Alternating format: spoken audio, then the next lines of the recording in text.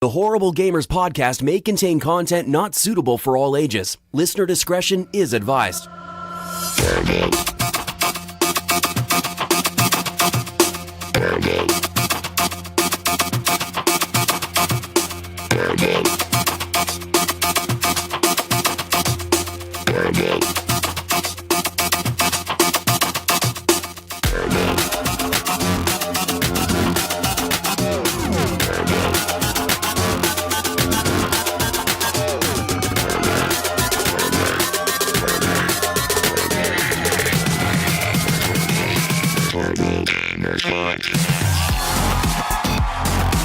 Welcome, ladies and gentlemen, to another Horrible Gamers podcast, show number 194, being recorded on March the 10th, 2018. I'm one of your hosts, Jesus Gonzalez, also known as Jesus Rockstar. Today, I'm joined by the crew, my friend from the Great White North, Canada land.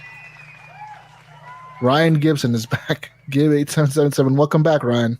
What's going on, everybody? Another episode of Horrible Gamers being recorded on Discord instead of Skype because we fucking hate Skype now. Whoa, let's do this. Slow down, guys. Slow down.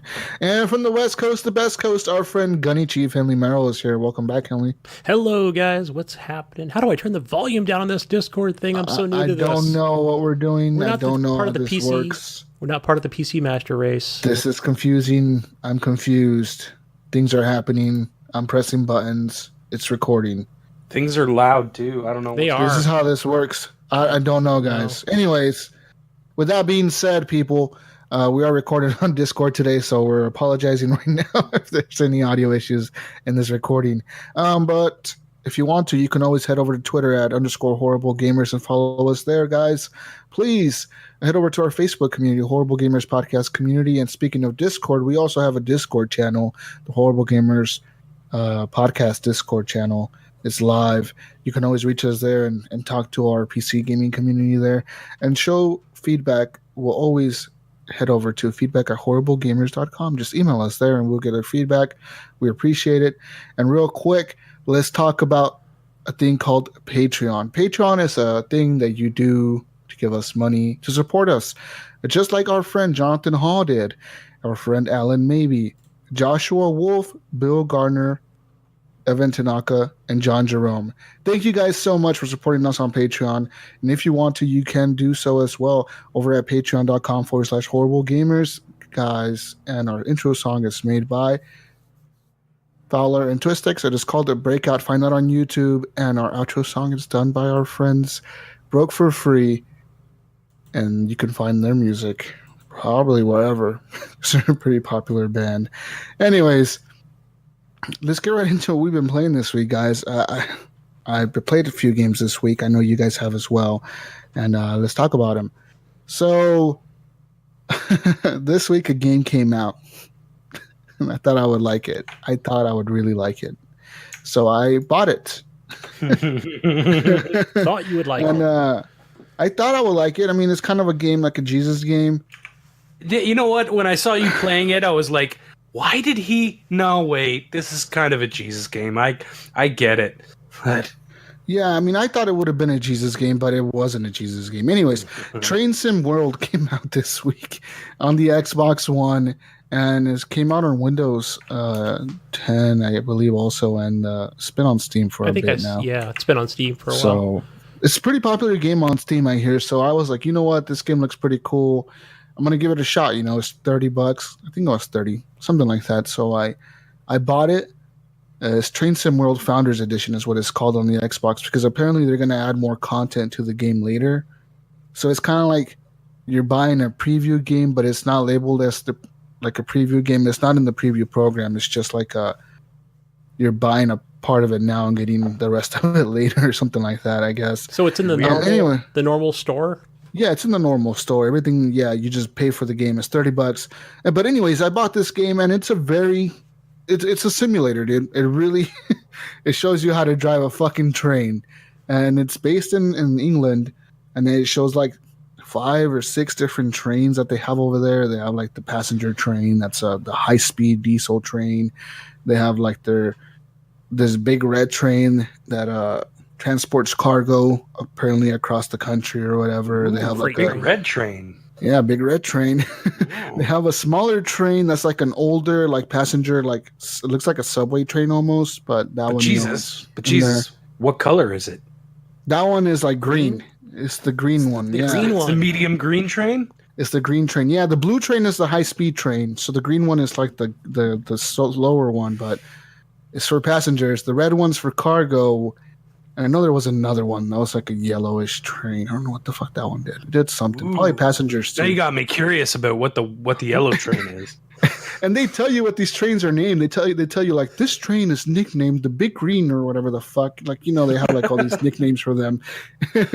And anyways, they kind of tell you like this train was developed by this company and only 20 of them were made or whatever, and they've been in service for 20 years. Like they tell you all these details about these fucking trains. But then so the game starts off, it pretty much tells you like, okay, here's a train parked in front of you, and then there's like this girl talking on the radio. She's like, hello, welcome to blah, blah, blah train, whatever the fuck.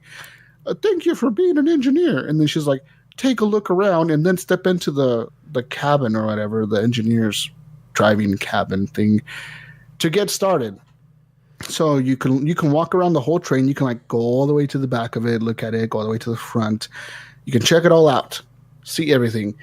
Then you open the door, you get into the seat, you have to like do all these prompts. You have to press Y to open the door, Y to close the door, Y to sit down. And then she's like, okay, now we're going to tell you how to turn the train on. So like, turn the master key. And like, okay, you turn the key. Okay, now you turn the key. Now you got to release the brake into neutral. So you release the brake into neutral. Okay, now you got the brake into neutral. You got the key turned on. Now you got to turn the engine on. So you press another button to turn the engine on. Okay, now you got to let the brakes warm up. But while the brakes are warming up, you got to put the transmission into neutral. So you put that into neutral. Okay, now you put that into neutral. The brakes are warming up. Turn on the lights. So you turn on the lights. So you press another and then you have to like physically look at the buttons. You have to like move your cursor around to look at the different buttons on the dashboard to turn them on or whatever. You got to turn on your day lights, your night lights, your track lights, whatever the fuck they're called. So you turn the lights on, and then she tells you put it into first gear. Ooh. Wow. This. You know And what this then you sounds put like? it into fucking first gear, and the train starts moving. You Whoop, believe whoop. it? You hit the horn? Whoa! I never hit the horn. She never said hit the horn. I don't No know. I was trying bell, to press no all the horn? buttons. You drove a train and you did not hit the horn. What is? I was trying to press the buttons. It wouldn't let me hit the horn, and because some of the buttons were locked. It doesn't want you to crash the train in the tutorial, right? So like some of them were locked. So it doesn't let you do like go 50 miles an hour down the track. It only lets you do like 20 or 30, or the maximum I did was like Sounds 40. like it really sucked. And yeah, it kind of did. Okay, Jesus, so far what you've described is Microsoft Train Train Simulator. Simulator that came out 15 years ago. What else is there to this one? I mean, all that stuff's in the Train Simulator that, came out in Windows fucking ages It ago. is. Well, see, I never played that, so I wouldn't know. But yeah, this is like a real train sim, man. Like when you pull up to the station, you got to stop at the right spot so people can get on the train. So you got to open the doors for the people. Then you got to wait for everybody to be aboard. Then you got to close the doors, and there's like alarms going off. You're like beep boop beep boop, fucking alarms everywhere going off. Like for train whatever the fuck to know when the shit's gonna happen. And then you take off and you go to the next station, and you got to stop, and you got to make sure you're taking the turns at the right speed, or your shit's gonna crash. You got to stop at the little red lights. You got to yield at the yellow lights or whatever the fuck. I don't know how trains work, man. I was just playing this for fun. Is it wasn't fun? Is very it fun fun. so far? No, I returned it. It sounds like, this would be for train enthusiasts. This is totally a game for people that are like legit train conductors or whatever. They call them engineers, don't you? Yeah. Train engineers? Yeah, those guys. It's totally for them. Because I'm pretty sure there's people that live in England that drive these trains that probably do this every single day of their life. And they're like, you know what? I can't get enough of work. I want to go home and drive more trains. So they go home and play this. That's how this works. And there was an issue with the game that I couldn't get past. It was so horrible. It was bad. It was like this screen tearing issue. Like you would constantly, every movement you made, or as the train was going down the tracks, the screen was constantly tearing. You would see like a line going up your TV constantly. That would take me out of the experience. Constantly, yeah, and it totally pulled me out of it. I was like, Yeah. no way, man. Sucks. Like, this is bad. This is real bad. Like, I was like, how did this get past Microsoft? You know, when they were doing the testing for this game to get a gold or whatever. Like, how the fuck did that get past them? They must have not even played it or tried it or anything. Like, oh yeah, you got a game? Okay, yeah, go ahead, release it. Yeah, I don't give a fuck. Looks like it works. Just release it. Like, you know what I mean? Yeah, I could So- definitely. We know as gamers, things get through certification when they do. shouldn't be. Big time. That was one thing that shouldn't have gone through certification because yeah, that shit was bad.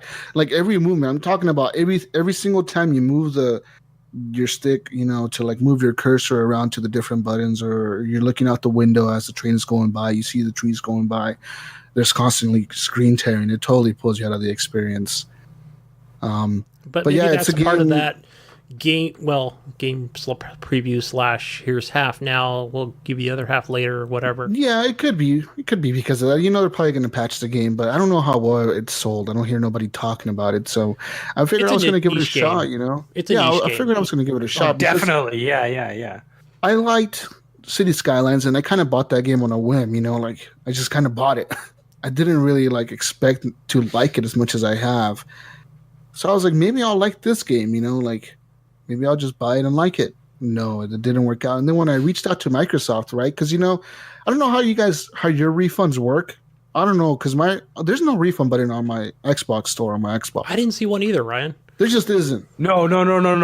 If you do a refund, you have to go to the website. Yeah, so I went to the Microsoft account website. Yeah. There's no button on there either. Nothing. There was no If you like go into refund, nothing. at all. okay, if you go into your purchases, Yes. there should be right beside it, right beside whatever thing you're looking for, there should be like a couple of buttons, and one of them should be get a refund. Nope. I didn't have that. I'm I going to go didn't. there right now. So I what I did was I reached out to Microsoft support. So I went to the Xbox website, and when I went to chat with support, and I started chatting with some guy named like Gary, some shit. I don't know, Gary or Henry or Gerbil, something like that. You don't have to give out his name. I don't know, whatever. His name was like Gerbil or something. It was a really weird name. I was like, this is totally a Gerbil. fake name. Yeah. So I started chatting with him. He was like, oh, okay, is this for gamer tag Jesus Walks Alone? I'm like, yeah, dude, it's for me, man. He's like, am I talking to Jesus? I'm like, yeah, you're talking to Jesus. He's like, okay, what do you need? I was like, I need a refund. He's like, okay, for what? I told him for Train Sim World, and he's like, well, why do you need this refund? It's like, the game is fucking boring. That's what I wrote in the chat. The game is fucking boring, and there's a screen tearing issue. Like, you know, there's a screen tear, you know, like, it's bad. Like, I told him it's really bad. I don't know how it got past you guys, but it's bad. And he was like, oh, okay, we're going to check your account real quick. And, like, a couple minutes later, he was like, okay, your refund is processed. You should go check it real quick and see if you see, like, the refund was processed on there. And I was like, yeah, it says refund processed. He's like, okay, we're going to do this as a one-time courtesy. Any other refunds you want to ask for may not get processed. I was like, what? Whatever. Like, I thought that was the new policy of Microsoft to just give you a refund if you play less than 2 hours. Right. But apparently, like, they're like, no, like, we might not give you the next refund if you ask for another one or something. I was like, that's fucking weird. How many games have you refunded, Ryan? I've just done that one. I've done like 3 or 4. Really? Yep. I've never done Not any. just that one. But I Yeah, don't so- have a purchase recently, and I think that's why the button's not showing up. But the buttons aren't showing up for me either now, Jesus. I wonder Yeah, if they. it wasn't there. Like, I was looking for it, and then when it said I'm like, wondering if they took it out. and then when I clicked on there to say like show more or show options or something like that, I clicked on that and it said how to get a refund, and I clicked on that, and then it said, yeah, go to the order history, and then there's a button there for your refund. And I was like, there's no fucking button there. That's why I ended up chatting with the support guy. But yeah, so that's my take on Train Sim World. There's different ones, Jesus. There's a lot, just as you described, on Steam, and Yeah, they're all in I that don't similar doubt it. fashion. Yeah, but There's a Jesus bunch doesn't on have there. Steam.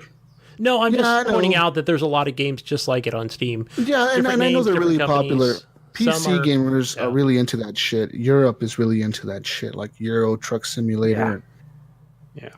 I would, All that stuff. there's a couple I've considered getting that thought, okay, they're just not they're not simulations, but they're more or less like, okay, drive the train from A to B to pick up resources and bring it back And that's it. And that sounds pretty. That's what I thought it was. Like, passenger, pick him up, drop him off over there, go really fast. Oh, yeah, go really fast. There's a couple like that that I would probably enjoy.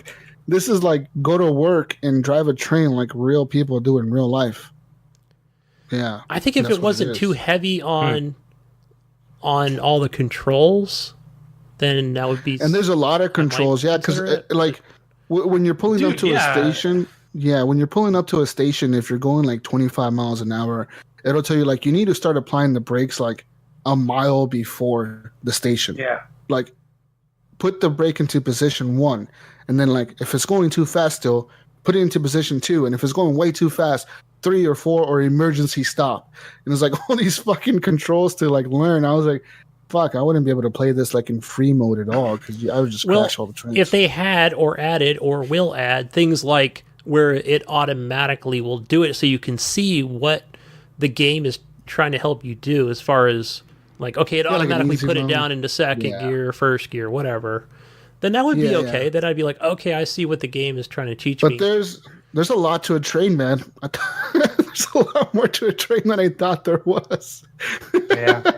They got a lot of shit to deal with in that fucking cabin. I didn't even think about that. Like, I was like, fuck, they got all these buttons for lights and shit. And a real engineer is like you, to be a real, like, there's a lot of shit you need to learn, man. Like, you can't fucking go faster than you're supposed to. If you go faster than you're supposed to, you can fuck shit up. Yeah, you will get fired. Like, you will literally, they will know, and they will fire you the second you step off that fucking train or suspend you. I know people that work in the industry, so there was and I was thinking about that, and because recently here in Oregon there was a train derailment. Like a train fucking flew off the tracks, dude, and that was bad. It landed on a fucking freeway. That thing like flew off the tracks. It was a passenger train going to Seattle. Killed a bunch of people. I remember that. Yeah, it killed like a few. I don't know. I think it killed like a couple people, but a lot of people were injured. And I remember like looking at it, like the guy, like and then everybody, like the investigation concluded, the guy was going like 80 miles an hour on 30-mile-an-hour turn. Of course, the train was going to fucking derail. Yeah, exactly. Like, super dangerous, man. Yeah, they were just hauling ass, and they never slowed down before that turn. But yeah, I mean, if you're interested in a simulation of a train, I guess, and you really like trains, buy it because it's not really an expensive game. It's $30, and you're gonna get like the rest of the version later for free because it tells you on there like when you buy this, you're gonna get like the full upgrade for free when it comes out later on this year. So if you're into that, get that. Whatever. That's one of the games that I played this week, guys. Let's move on to my friend Henley here. Yeah. Oh, just one other point before I talk about what I've been playing. Just what if we had like bullet trains? That would be cool if they added that. I'd love to drive super speed trains. Hell yeah! You want to drive those trains that go 300 miles an hour? Yeah, I saw our good friend Mojo Red talking about how he goes from England to France, in those bullet trains. Yeah, that's one of the trains in the game. That's one of the trains in the game. It's like called something high speed train. The HST is literally what they call it. High speed train. Like those ones, if they add like the Japan one where those things do like 200 miles an hour or like crazy. Yeah, speeds. That's ridiculous. Yeah, and the one that train in the game. Even if they're there. The game would still be boring as hell. Yeah, the game. Yeah, it's literally a simulation. You're literally working. Like you can't manage so many things at once that you're like, "Fuck, this is a job. This isn't a game." Oh yeah. Okay, never mind. Yeah. It's what I it ended is. up crashing the train because I fell asleep. I was too bored. Oh, you pass out. It's like you pass your station 3 miles back. Go back. Yeah. You get up, train's derailed, everything's on fire. People are screaming. Jesus, like, what happened? I don't know. I fell asleep. Who was driving? Anyways, what have you been playing, Henley? I played that Trials of the Blood Dragon. I think that was free Xbox, whatever they call it. Games with Gold? Games with Gold, yeah. I think whatever that second Trials game was, I forgot what the second one was called, and so I Fusion. Yeah, Fusion, I liked yeah. the first one. That was good. I think I went through the whole campaign, and then when they came out with the second one, I think I probably made it halfway through, and I was like, man, I'm just so bored with this. Not only did I find it, and I know Tracks just got so fucking hard for me. Like, yeah, that was once you another got thing. into the, like, I got through the easy tracks, I got through the medium tracks, and then the hard tracks, I was just like, fuck It's this. impossible, dude.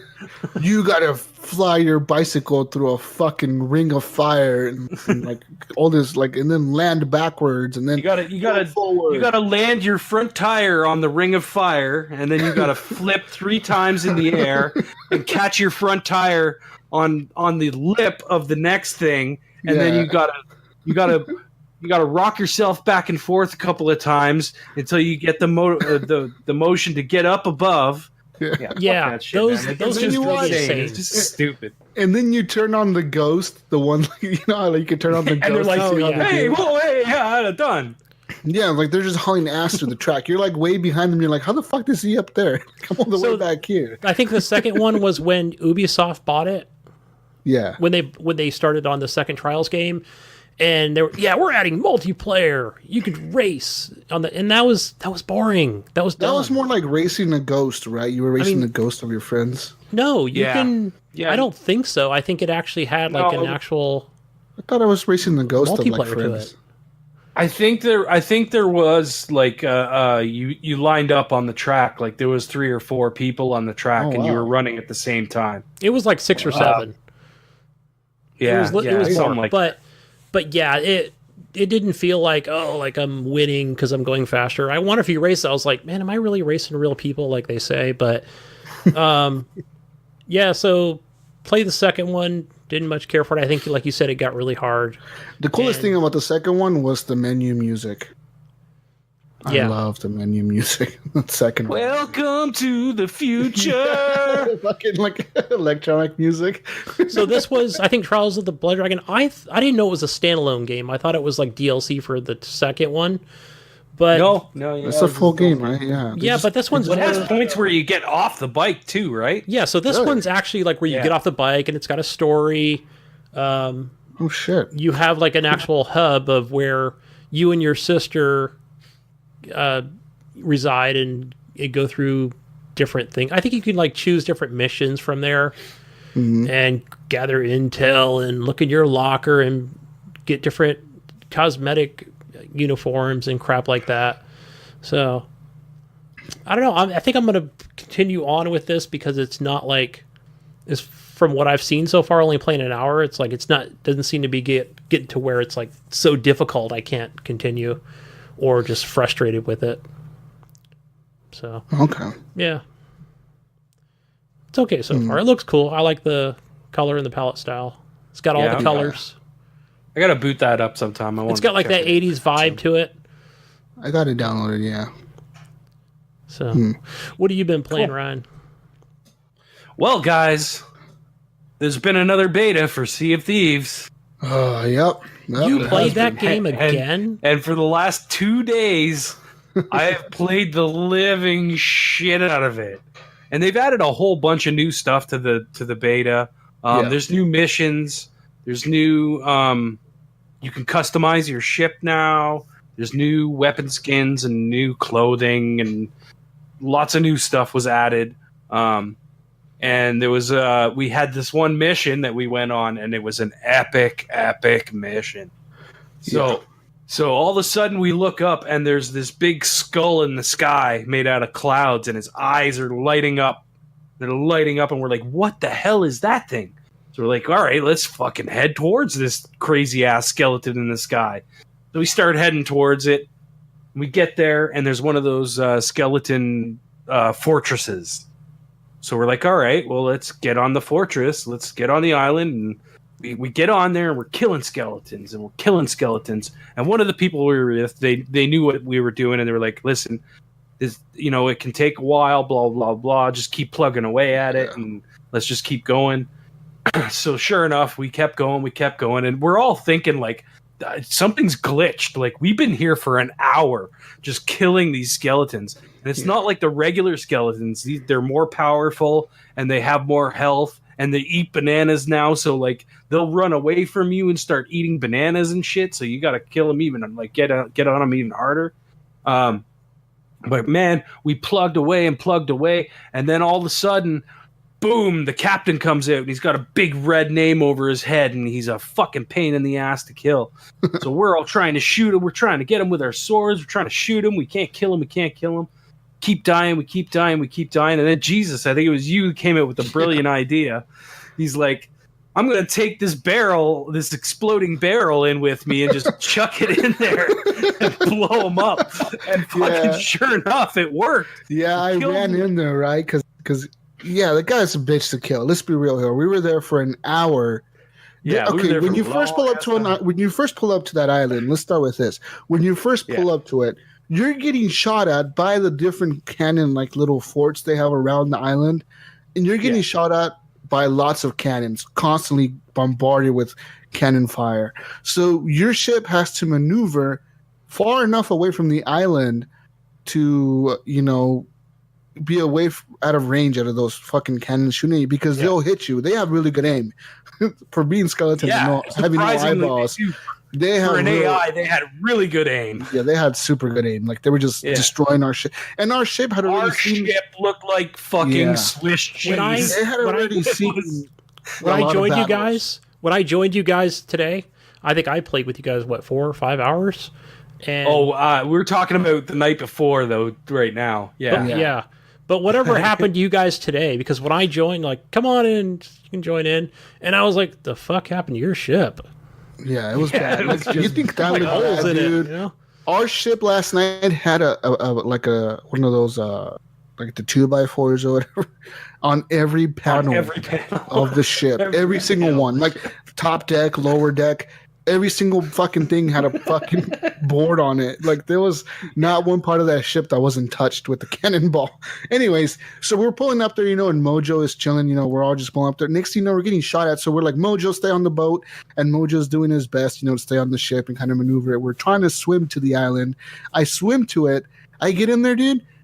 First thing I see is like 10 fucking skeletons spawn in front of me, and they're chasing me, and they're wearing they look like ninja skeletons because they have like these blue bandanas on their head and they got like blue like shirts on and blue belts or something like that. And they're chasing me, and then there's regular ones with them, and they're just and then they have like the blunderbuss with them. A lot of them have the blunderbuss, so they're just shooting you from a distance, taking down like half your health because they have really good aim. I got shot. So they're constantly shooting you, and so it took us a good amount of I think it was probably 30 minutes of us just trying to get into the towers where the cannons were to take them out, to have Mojo pull the ship up closer. And that even took 30 minutes, dude. By the time we were done with this battle, by the time the captain even showed up, we had been, it was probably well over an hour almost, I would say. Yeah, we were there for a long time, man. Because it was constantly dying, dude. The skeletons just kept repeating over. They kept respawning and respawning. And we were sitting there thinking, well, this must be glitched. We were literally about to leave. We were like, fuck this. We're going to leave. Like, we got to get out of here. This is too much. And then all of a sudden he showed up. And we're like, yeah! Anyways, and then so we finally got to a point where we couldn't kill the guy, right? He had killed all of us, like me, you, Mandy, and Mojo. He killed all of us a bunch of times. So I was like, you know what? Let's grab this fucking gunpowder barrel and throw it in there and like blow it up. So I grab it and I'm running in there and I see him. He has his back towards me. You're in there, Ryan. Mojo's in there. And I think Mandy was coming back on the island, so I dropped the barrel right behind him. I turn around and just start fucking shooting at the barrel, and Mojo starts shooting at it. We're all shooting at it, and I see boom! It just killed me, but it killed him too. So and then I think it was you or Mandy that was like, "He's dead! He's dead!" And we're like, "Fuck yeah!" Like, we were all happy, and it was Mandy. Yeah, Mandy was like, "He's dead! He's dead!" And then she got the key. Yeah. And we went down to the bottom of the fortress, and there's a little door at the bottom of the fortress that has a green lock on it. And you have to have this little skull key to open it. So you put the skull key in, and there's a big, huge treasure chest that gives you like 2,500 gold. Yeah. and then there's a bunch of little trinkets and stuff in there. And we made a killing doing that. It was a lot of fun, but fuck, it took forever. It did. We had a blast. Like it was fun while we were doing it. We were getting frustrated at some points, but we kept plugging away at it, and it finally made it. Even one of the little ships came around that island while we were doing that, because I'm pretty sure they probably saw the skull too on top of the island. What the fuck is that? So I'm pretty sure they were like, and then they started getting shot at by the cannons. So like, fuck this. They just kind of like took off. Yeah, they were just kind of just cruising around the island and watching us fight like 20 skeletons at a time, dude. They were just spawning, and you would have it was like Call of Duty Zombies when you have a train of zombies chasing you. It's like that, but with fucking skeletons. And there was one point. Did those skeletons? There was one point where I fired myself. When I fired myself onto the island, I come onto the island and I drop on, and there's Jesus. Jesus comes running around from a rock, and there's like this row of fucking skeletons just following him. I'm like, Jesus Christ, get me out of here! Did he look like Jack Sparrow running down the? Yeah, pretty much. Yeah, he looked like Jack Sparrow just running. Yeah, it was pretty incredible, man. It was a good moment. It was fun. Okay, I know people are gonna give me shit for this. You have fun, Jesus? Yeah, it was fun. That was fun. As soon as Jesus came into the game, I'm like, "What are you doing here, Jesus? Yeah, everybody gonna be bored. Shit Get out of here. Playing Sea of Thieves, guys. I'm just trying to give it another chance. I told you guys the only reason I was playing is because Mojo was there. I got to listen to his British voice. His smooth voice. His smooth British voice. It calms my nerves. It's awesome. Yeah. But we had a blast. We really did have fun. We and then literally we finished that, and we were like all swimming towards our ship, and we're just like, holy fuck, this is Swiss cheese, dude. Like, it's just holes everywhere. You just see holes. That's all you see. It was crazy, man, but it was worth it. It was fun. Yeah, it was a blast, man. And then we got into some epic battles with some other ships too. Yeah. Like there's a lot more people this time.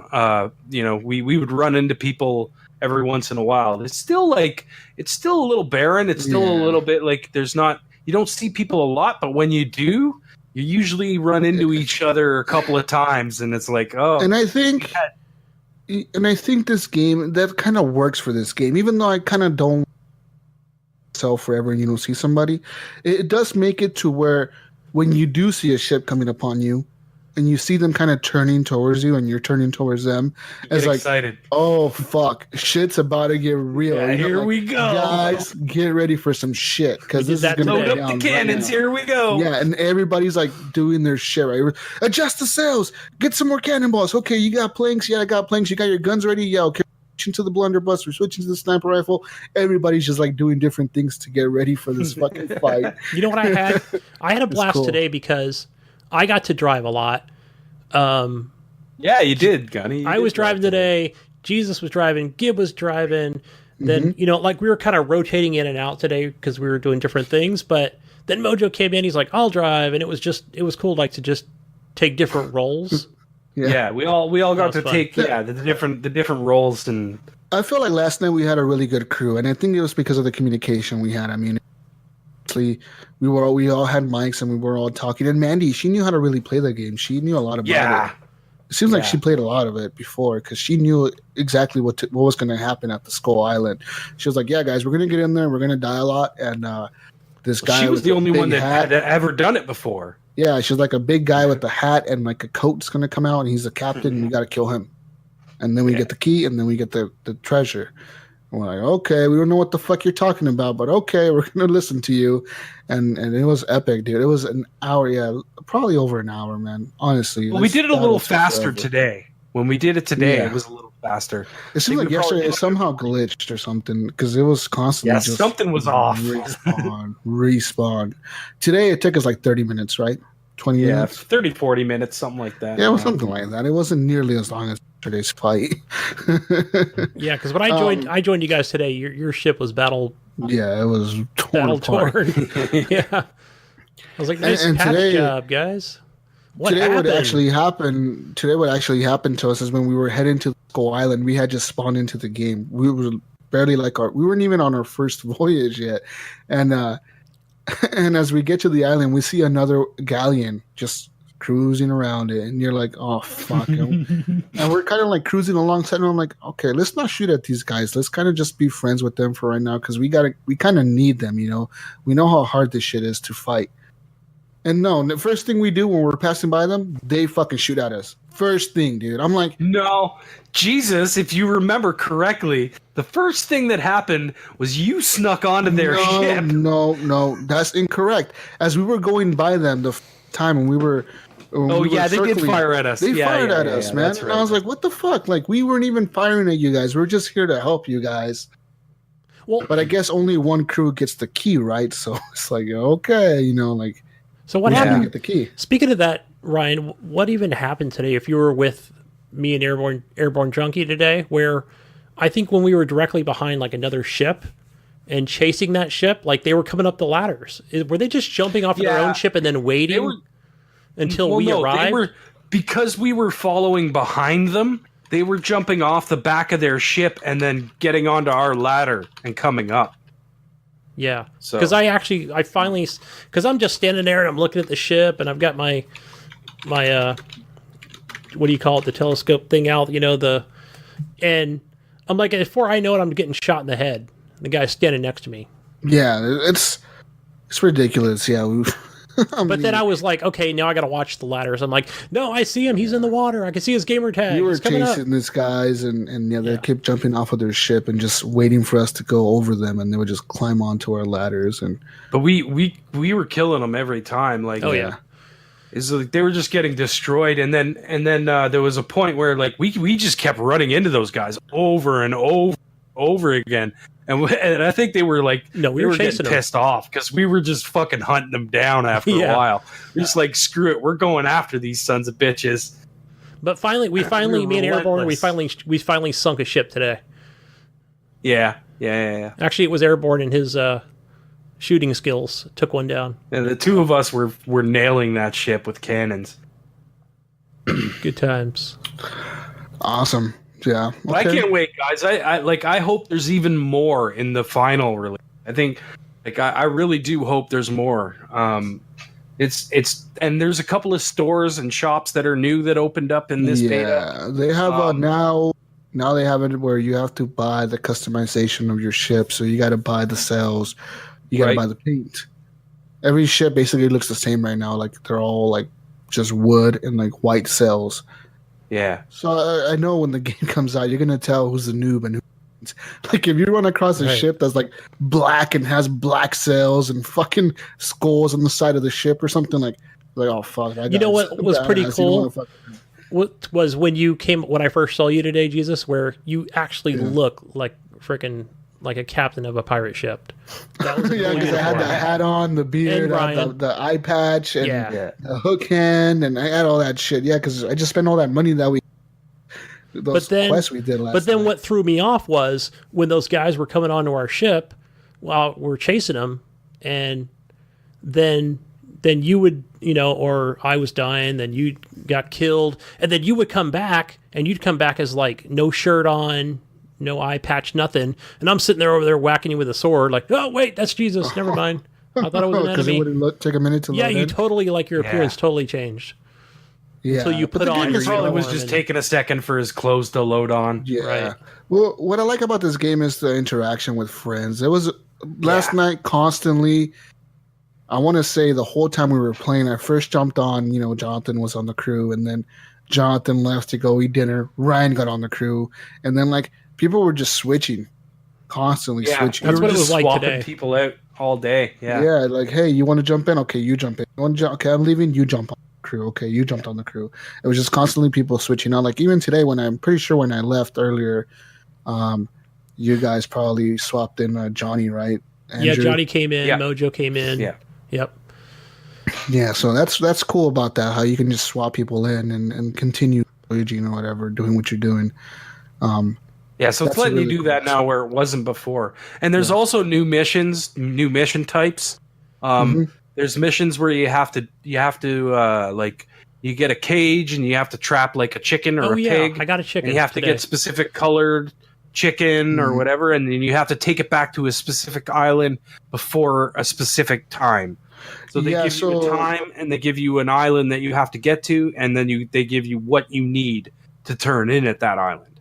So what I noticed about that was there's 3 different ranks in the game. One of the ranks is the gold hoarder rank, and that's like the pirate rank. Like, how much gold do you have? How much gold have you made? That's one rank. And that's the one that's been in there the whole time. That's the rank that they've always had in there. They've added the trading rank. The trading rank is the one that you were just talking about, where you have to transport. Yeah, the merchants. Yeah, the merchant rank. Yeah, that shit. Yeah. So you're just transporting like chickens from one place to another place, or like I'm pretty sure later on in the full game, I'm pretty sure they're gonna have like goods, right? Like transport this fucking barrel of sugar to this island or whatever the fuck, or this barrel of whatever to this island, or this barrel of bananas to this island, and but you're ranking up each different one. So there's definitely going to be players in this game that are going to take the peaceful route. I would say kind of peaceful and be merchants and rank up in that aspect. And see, that's where we're going to come in as pirates and get these merchants and just fuck them up. Arr, matey. But the game is fun. It's a fun game. But so far I've only seen. What's that? Jesus, what? I don't think I heard you. I meant the game is boring. Yeah, I'm not gonna play it when it comes out. I'm gonna play this when it comes out. It's gonna be. I only boring. play it because you guys play it. That's the reason. Yeah. But I've only seen 3 ships at the most. I think it was today. Was it 3 or 4? Was on the same instance/server. That's I got a question for Ryan. 20, how much, like Ryan? 20 people per server. How many ships is too much ships in one server? As far as you know what, I think that there needs to be that space. You know what I mean? There needs to be. You need to be able to. I don't want to get in the game, get on my ship, and then I'm constantly getting bombarded by other ships. Like we did today. To be able to chase that ship, explore a little bit. Yeah, just like we were doing that other ship, just trolling them. So little, ships on the sea at the same time. What I want is the ability to create an armada, kind of like a clan. Yeah, call them armadas, and then have like the horrible gamers armada, and then like just like be like, hey, like you guys want to play with, like, okay, you want to play with us? Okay, let's we're all gonna be on the same server, and you guys can run around with us. And like be on the smaller ship, and we kind of help each other out. We just kind of cruise together and like. Dude, that would be fucking awesome. Fucking awesome, right? You start a fleet of ships. And then you run into like another fleet. Like let's say you have 3 or 4 ships with you, like, right, and then you guys are just cruising along. Epic battle. And then cool. All of a sudden in the distance you see like through the fog like one big ship coming in. Then behind them you see like 3 or 4 more. You're like, oh fuck. So like everybody, gets into their battle stations, and you got all the ships kind of lining up and going around and trying to flank. That would be so epic, but I don't think they're ever going to do that. That would be cool if they did something like that. Cool if they did. Just like they did in Minecraft, where they added servers, and let's say you just for like battle servers, just like battle, like get in there with your fucking crew, have your bunch of ships with you, your allies, and get in there and just fucking mess people up, fight with each other, guys, and try to get each other's gold. Like, yeah, you still have quests, but at the same time you're fighting with other big groups of ships. That would be cool. That'd be pretty cool. Be neat. Fun. Talking to you, Rare. Listen to me. Got a good idea there. No, I think Ubisoft's going to do it with their stuff.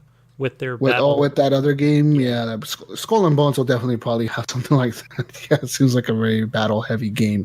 I don't know. I think Skull and Bones is going to be more just ship battles. It's going to be more ship, right? It's going to be more. You're running into people constantly fighting on a ship. I don't think you're even going to really get off the ship. It's going to be like Assassin's Creed 4, where you're just constantly running into the big ships and fighting with them. Maybe it'll be more of like. Oh gosh, what is the name of it? Windows 10 version just came out for the ship battles. Oh, World of War Tanks? No. Yeah. World of Ships. World of Ships. I haven't played that yet.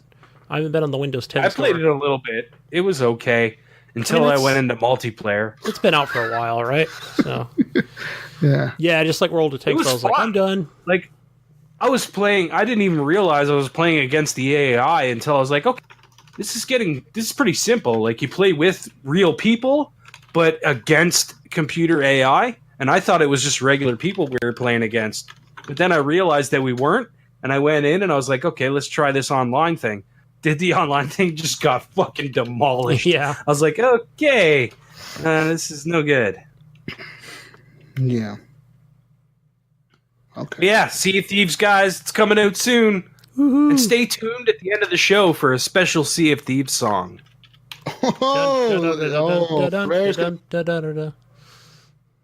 We gave you permission, Rare. Go ahead. You can use it. Yeah. Even though I wasn't the one who made it, I'm giving them permission. No, I'm not giving you permission because I don't have permission to use the music that I used, but It's I used horrible it gamers' anyways. intellectual property right now. We're doing it You anyway. guys will see what I'm talking about at the end You'll of the see show. what happens. You'll see what Stay happens. tuned because there's a little piece of something at the end of the show that you're going to want to listen to. It's a special treat. And another things that I played, guys. I was about to say another news. So on Jesus's VR experiences, I experienced something really cool this week. It was an experience that I downloaded. It was a free thing on the PSVR store, which a lot of things are free actually. So it's called Skyrim VR. Well, No, it's not. that's free? So the other thing, no, the free thing is different. I'm going to talk about Skyrim real quick because Ryan's not here. I want to talk about the other thing when he's here. So Skyrim VR, I bought this. It was $40 on sale on Amazon. I had like $60 or $50 on my Amazon account, and so I decided to buy this game. And I bought it and I got it. And Skyrim VR, Gunny, it's pretty cool, dude.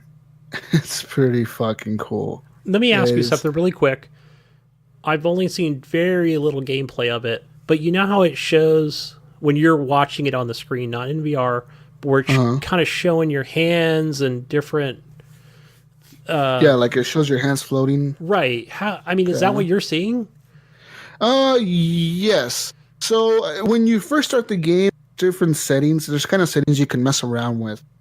So one of the settings, when the game first starts up, you're in the little wagon. You're going to get executed or whatever, like Skyrim, and it is pretty epic.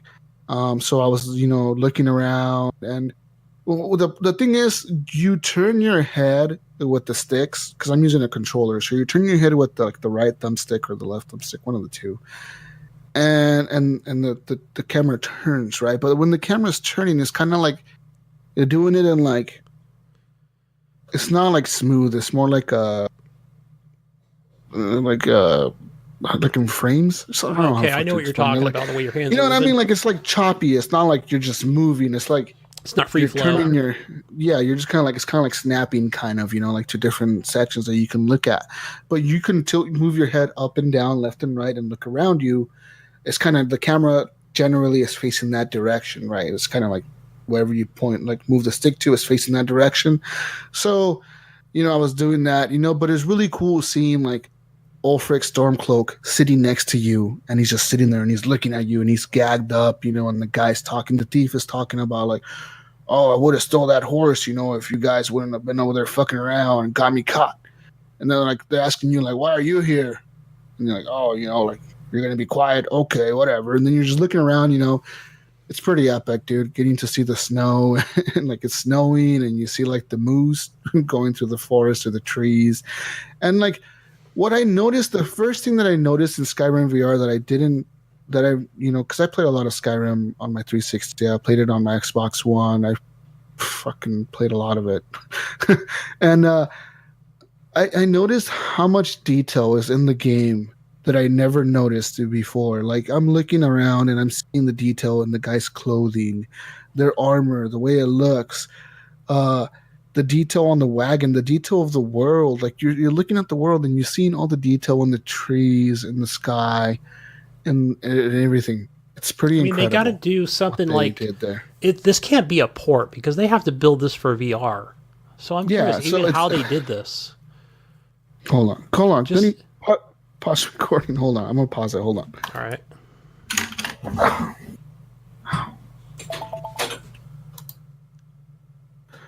Anyways, so one thing that Skyrim VR experience was the detail, right? Like all the detail. It's pretty crazy. So you go through the first section where you're going to get executed. The dragon comes in. He's pretty big looking because obviously you're in first person mode and you're kind of like in this world. Yeah. One thing I didn't like was that movement, Gunny, that frame choppy thing where you're turning and it's kind of like in sections. I didn't like that at first, right? So what I did was I as soon as that happened, I pressed into start. And I went into settings. You can go into the VR settings of your of Skyrim. There's VR settings, and you can move the camera to be smooth. So when you're turning with the stick on your controller, the turning is not choppy. So like I think they did it that way so people don't get sick. The people that do get sick makes sense. You know. But I turned it to smooth and I put it up pretty high, like almost like max.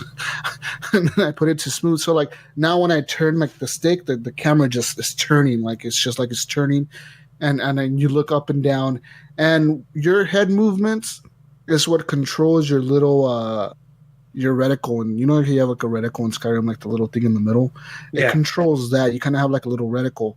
And then it's pretty much Skyrim, but way more immersive. I've done like playing these first few like missions, you know, when you go meet the Jarl in Whiterun and all that shit.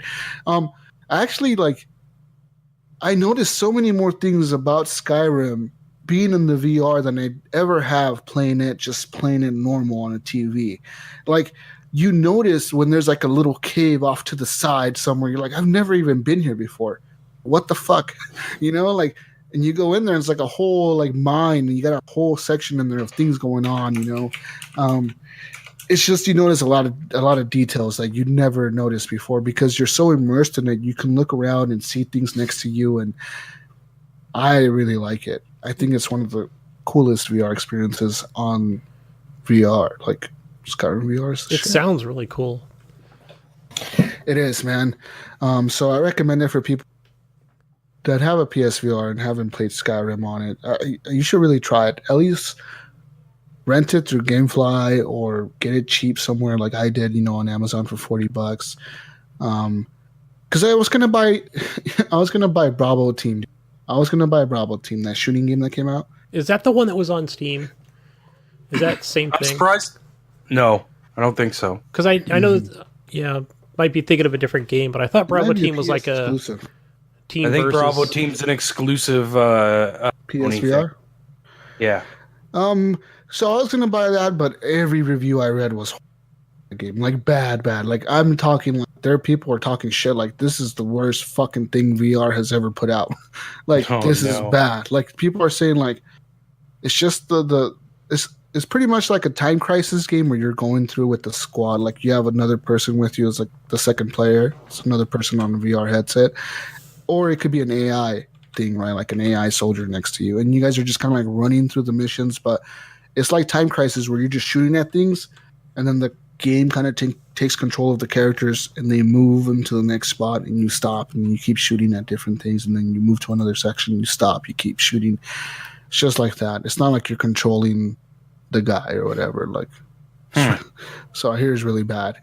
But so that's why I didn't get that. I got Skyrim instead, which was pretty much the same price, $40, you know. Man, that sounds like a really good experience, especially playing a game that's Skyrim.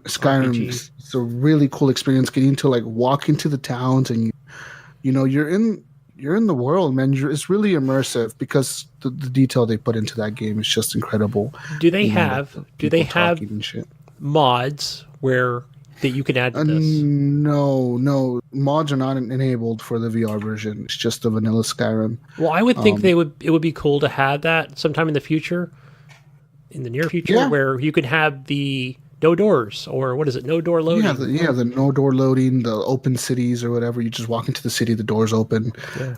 That would be really cool. But yeah, because the loading screens do kind of like, you know, you're just sitting there waiting like, oh, fuck, this city has to load. You know, you're just kind of sitting there waiting. It'd be cool if they could take those out. So I rode a horse in it. That's really fucking, like, it's pretty cool, man, you know, because you're like on the horse and you see the fucking horse's head and shit. You're just like cruising around with the fucking horse. It's pretty fucking cool. But yeah, I look forward to trying to kill a dragon in that shit because they're big. they're big fucking dragons. I didn't think they were that big because when you play the game, you don't really like kind of get a sense of scale of how big these things are. But when you're in it, and you're looking at a soldier in front of you, he's at your eye level, and you're like, oh fuck, this guy's like a normal sized person. In like normal Skyrim, he looks like a little fucking tiny person, like, yeah. That would be cool. Anyways, to travel to different parts of the world, man. Yeah, and that's what I want to do. Really, that's what I want to do. I kind of just want to be in the world, just traveling around. I don't know if I'm really interested in playing the whole game again. I'm more interested in just exploring the world. Like, I want to see what the different cities look like and just go to them and kind of experience them. That'd be pretty interesting. But yeah, Skyrim VR, guys, I recommend that. Sweet. But like I was saying, the free thing that I played, Gunny, is this thing I think it's called Allumere or something like that. Something starts with an A. A-L-L something. Allumere or Allumere. Something like that. But it's like pretty much, it's a short experience. It's not too long. And it's basically a movie in VR that's for free at the PSVR store. I'm pretty sure they have it for Oculus and the Vive and all the other fucking VRs. But it's a really cool movie. It's like think of like any kind of Pixar movie or like a DreamWorks movie that's like the animation, like what's that movie? Like Toy Story or Monster Inc. All that shit. You know what I mean? Like that kind of animation. Yeah. So is it like a 3D type experience? Yeah, so you're watching a movie and you're kind of just, your head is the camera and you can just be in this world and look around, and like they did a pretty good detailed like world around this setting. It's like a story of like this girl who's selling these wands, and these wands kind of like have power to them or whatever, but it's what her and her mom have as a living, and that's kind of what they do as a living. So it's kind of showing her story of like what happened to her mom, why is she alone now, why is she alone now? And it kind of takes you back in time to show you like with her mom, and her mom showing her how to sell and how to be good, how to give to people that are really poor, instead of taking their money, you kind of just help them out, and there's no voice acting. It's all like little noises and shit they're making. But it's really cool seeing like this world, man, because you can just, everything's moving and nothing stops. It's literally an experience. It's really fucking cool. I liked it so much. Cool. Yeah. I wish more movies would come out like that, right? Like, I think that style of like animation would be really cool to make full experiences of it in VR. Things like that. I look forward to seeing more if they make any more. Sweet. But yeah, that's my VR experiences this week, guys. I didn't go back and play the other games in VR just yet because there's so many. No, any Fallout 4? Any Fallout 4 planned for PSVR? I believe that's a thing on Steam. Is Oculus. there? Yes. Oh wait, VR, PSVR doesn't have that. Bethesda game. That might have been the first one that came out, right, Ryan? Fallout 4, and then it was Skyrim. Doom's the other one Doom is the one they have on there. Doom VR, yeah. But one thing, like I have to say about Skyrim VR, I kind of wish I would have got Doom because I played Skyrim already so many times. Yeah. It's kind of like I've been here before. I kind of know return it. And I'm thinking about it and just getting Doom VFR because I haven't played Doom. And I should just experience it in VR. Oh, dude, and I heard on another podcast that it actually runs really good with all the jumping around. Yeah, they said it runs good as far as... It's still apparently very fast-paced. Okay. And like one of the best running like fast-paced games on VR. It's not like the Until Dawn, Rush of Blood. No, it's not on rails. Yeah, so okay. Yeah, see, that's why I didn't buy Bravo Team, because I don't want an experience that's on rails. Because I could watch videos that are like on rails. I could watch movies and experiences. A lot of VR stuff is like that. Yeah, so like Skyrim isn't like that. Skyrim is just literally Skyrim, but you're in it and you just do whatever the fuck you want. You can go anywhere, do whatever. It's just Skyrim, but you're in it. Yeah, it's really cool. But I should probably get Doom VFR and check that out. What's next, Henley? What's next? I played Shadows, Flying Tigers. Ryan, I know, played this a few weeks ago, but I finally got to try it out. It was on Xbox. The flying game? Did you like it? It's okay. It's all right. It seems simple. I like simple. And I like how the shooting reticle is showing me where I need to shoot. Instead of like at it, it's going, hey, like you need to shoot forward. This little X next to your reticle is where you need to be shooting. But I think I don't know if that's in the settings, but it just kind of shows me where. A lot of flying games have that, right? This is the first time I've noticed it, as far as like it's telling me you're not shooting in the right place. You need to shoot ahead of the plane, the enemy plane. So that's it doesn't look that good. I mean, it's not exactly a AAA title either. It's got like that foggy, land to it. And yeah, like the voice acting is horrible in it, but the flying is cool. I like the voice acting. It's like this Indian guy, but he's probably not even Indian. Oh, you're doing such a good job, you. Hey, right. I'm like, okay, fuck. This is annoying. Aren't you like an American fighter? I don't know what you are, but it's like, like the base commander, he's definitely American. Good job, boys. Let's go home. Okay.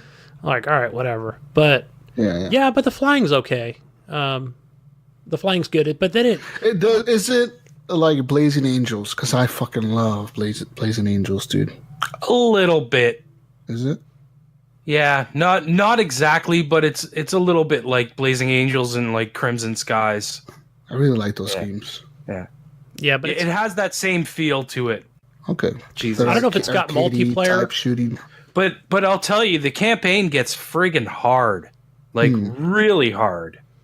So, is it a long game? Like, is it worth? How much did you pay? $20 for it? $30? Yeah, $20. And I mean, I probably played it for a good 8 to 10 hours. Oh wow! Yeah, it's a long list. Maybe a little less. Maybe 6 to 8 hours so far. Okay. And I think I'm like halfway, maybe a little past halfway through the campaign. Yeah, I like how it's broken up too, to where you have to play through like a chapter before you can unlock the next one. But then you can always go back to the other ones if you want to. Mm-hmm. Like it starts off with prologue, and then it's training day is the second one, and then it kind of keeps going. Like that's how it progresses. I didn't like the fact that in the single player campaign, I think it's got multiplayer. It does. I didn't touch that. But it's got a little bit of the multiplayer with, I think it was the News Machine. No. Who was that?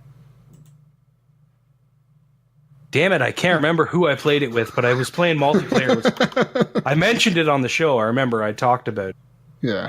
Tagging. Oh, yes, it was Tagging. Right. See, I remember. Yeah. I remember our listeners. Yeah, but it's got like that bombing run. I didn't like how the camera was set up to where you'll come up over an objective on the ground and you have to, press B or whatever, hold B for the camera to drop your bombs onto artillery or what have you. And I couldn't quite get the camera angle right to show like, okay, I'm directly over it, and when do I need to press B to, drop bombs on it? So that was a little janky, I thought. But other than that, the straight up shooting and real easy to handle, left on the stick, right on the right stick, right on the D-pad will make you flip around, not going backwards, but just to evade other enemies' planes. So, I didn't mess around with it too much. So that's about it. What about you, Ryan? What's your next game? So me and Jonathan played a little Deep Rock Galactic. Ooh. So we were mining. We actually finished a mission, which was cool. We got in and finished that first mission.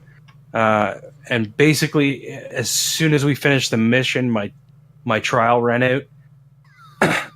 And I have the money, but I haven't pulled the trigger on buying it yet because I'm like, I don't know if I want to hold off and get something else, Yeah. So I don't know. It's a fun game. I'm and I think on the fence about that game. I want to get something about it. It's like, I don't want this. You have to have people that are dedicated to play it with you. Because I don't think it's going to be fun to go in there by yourself and try and mine. Like, it's going to be annoying as hell. Hard as fuck. So it feels like you need the full you need all four set. people. Yeah, the full set of like the characters to be able to like successfully get in there and just mine the fuck out of things and live through it. But that being said, I think this game would be great if you did have four people and you were streaming together on Mixer or something, like co-streaming on Mixer, and then having the interaction with your community. You know, or like your community can interact. Yourself. No. Supply pods for yourself. What are you talking about? I was you can cheat and watch yourself and drop supply pods for yourself. Be like, call in supply pods. I don't know if supply pods you can call in. You can give people health, I think. I can't remember what the options were Give again. your teammates health when they're streaming. But you also have to remember it costs you your like fucking lightning That's points. Cool, man. You're getting more lightning points. People would love to do that. Watching. Yeah. People are always dropping bits and donating money. By now, you should have like 6,000 or more lightning points in your account. Mixer. I have at least that, yeah. I have at least that, yeah. I have like 6,000 something on there. Yeah, but it costs like 1,000 to give somebody health. Oh, shit. That's just a lot. Never mind. Scratch that idea. This is what I'm saying to you. It's not like you can just spam it, right? And also, it's on a timer. Every time you click it, every time someone clicks it, there's a timer that has to count down before you can click it again. But anyways, Deep Rock Galactic's pretty fun. It's a colorful game. It's cool. There's hordes of enemies coming at you, these spider things and whatever. And then when you finally complete your objective that you're down there, you're supposed to mine a specific material.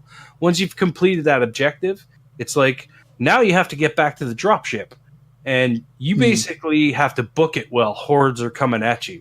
Yeah. So you're booking back to the dropship and like killing as many enemies as you can, but you're also like trying not to kill shit because you don't want to waste ammo. Because you might run out of ammo before you get to the ship, and then you're screwed because you can't get in or whatever, right? Like, you never know what's going to happen. So are in these cave systems, because I haven't watched much gameplay of it, does it just go down so far, then you work your way the same way back? Yeah. Well, yeah. I think the dropship is random. The one we did actually just took us back to the beginning, but I don't think it's always like that. It's not always go back the way you came in order to get there. Like it's different. Okay. Yeah. Whoa, Jesus Jesus is like scared. He thinks the SWAT's gonna come fucking busting his door down or something. I heard sirens and this is the police. That was really loud. I think I was grounding it out a bit. I don't know. Don't know. That was really loud. But okay.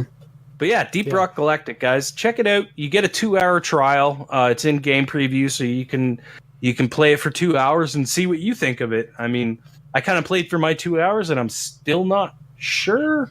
I'm still on the fence. This is definitely a game for people that kind of like the grind and yes, that's what. And there's you get to upgrade your equipment and your guy, and like there's a progression in the game as well, which I haven't gotten to see a lot of, but it is there. And there's all kinds of difficulty levels and all kinds of stuff, man. So.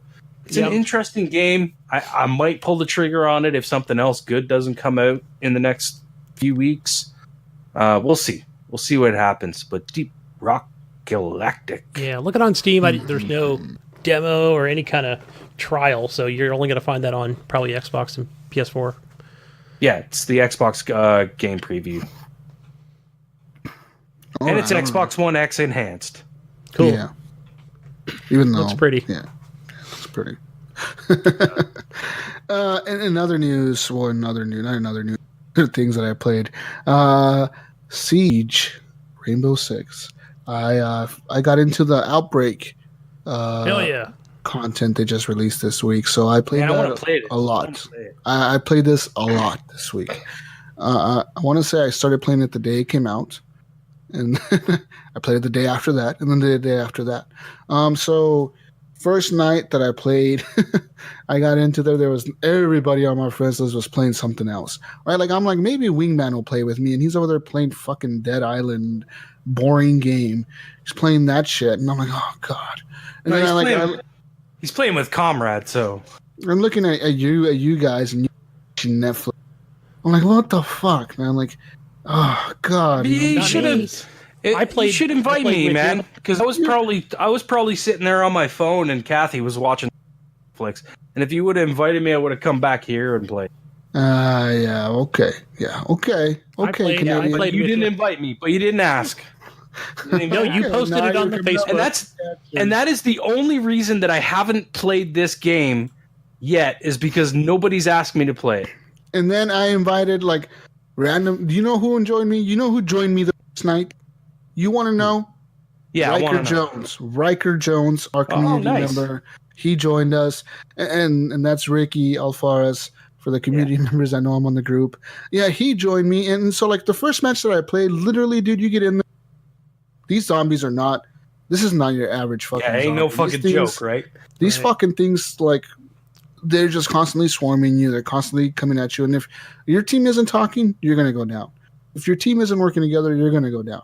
And like the first guys that I played with, they invited me to their party, and then they kicked me from their party. So then I rejoined their party, and all I hear is, "Fucking pick Tachanka, you motherfucker!" I'm like, "Oh, what? How old are you, kid? Like 10?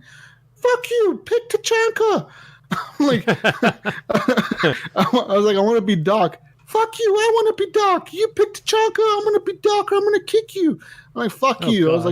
I was like, "Oh god, this fucking kid!" Like, so I literally left the party. Uninstall. I was like, I cannot do this. I cannot. And the other guy on the team was also like his friend, like another fucking 12-year-old or something. So I was like, fuck, I can't do this. So I left the party and I left the game, and I was like, okay, get in there again with the randoms. Again, no one had a mic. Everybody's doing their own fucking thing. Yeah. They don't have a mic, so you got one guy across the map shooting the zombies all the way over there. You got another guy that's like at the other side doing some other shit. I'm like, guys, the objective is over here. Follow me.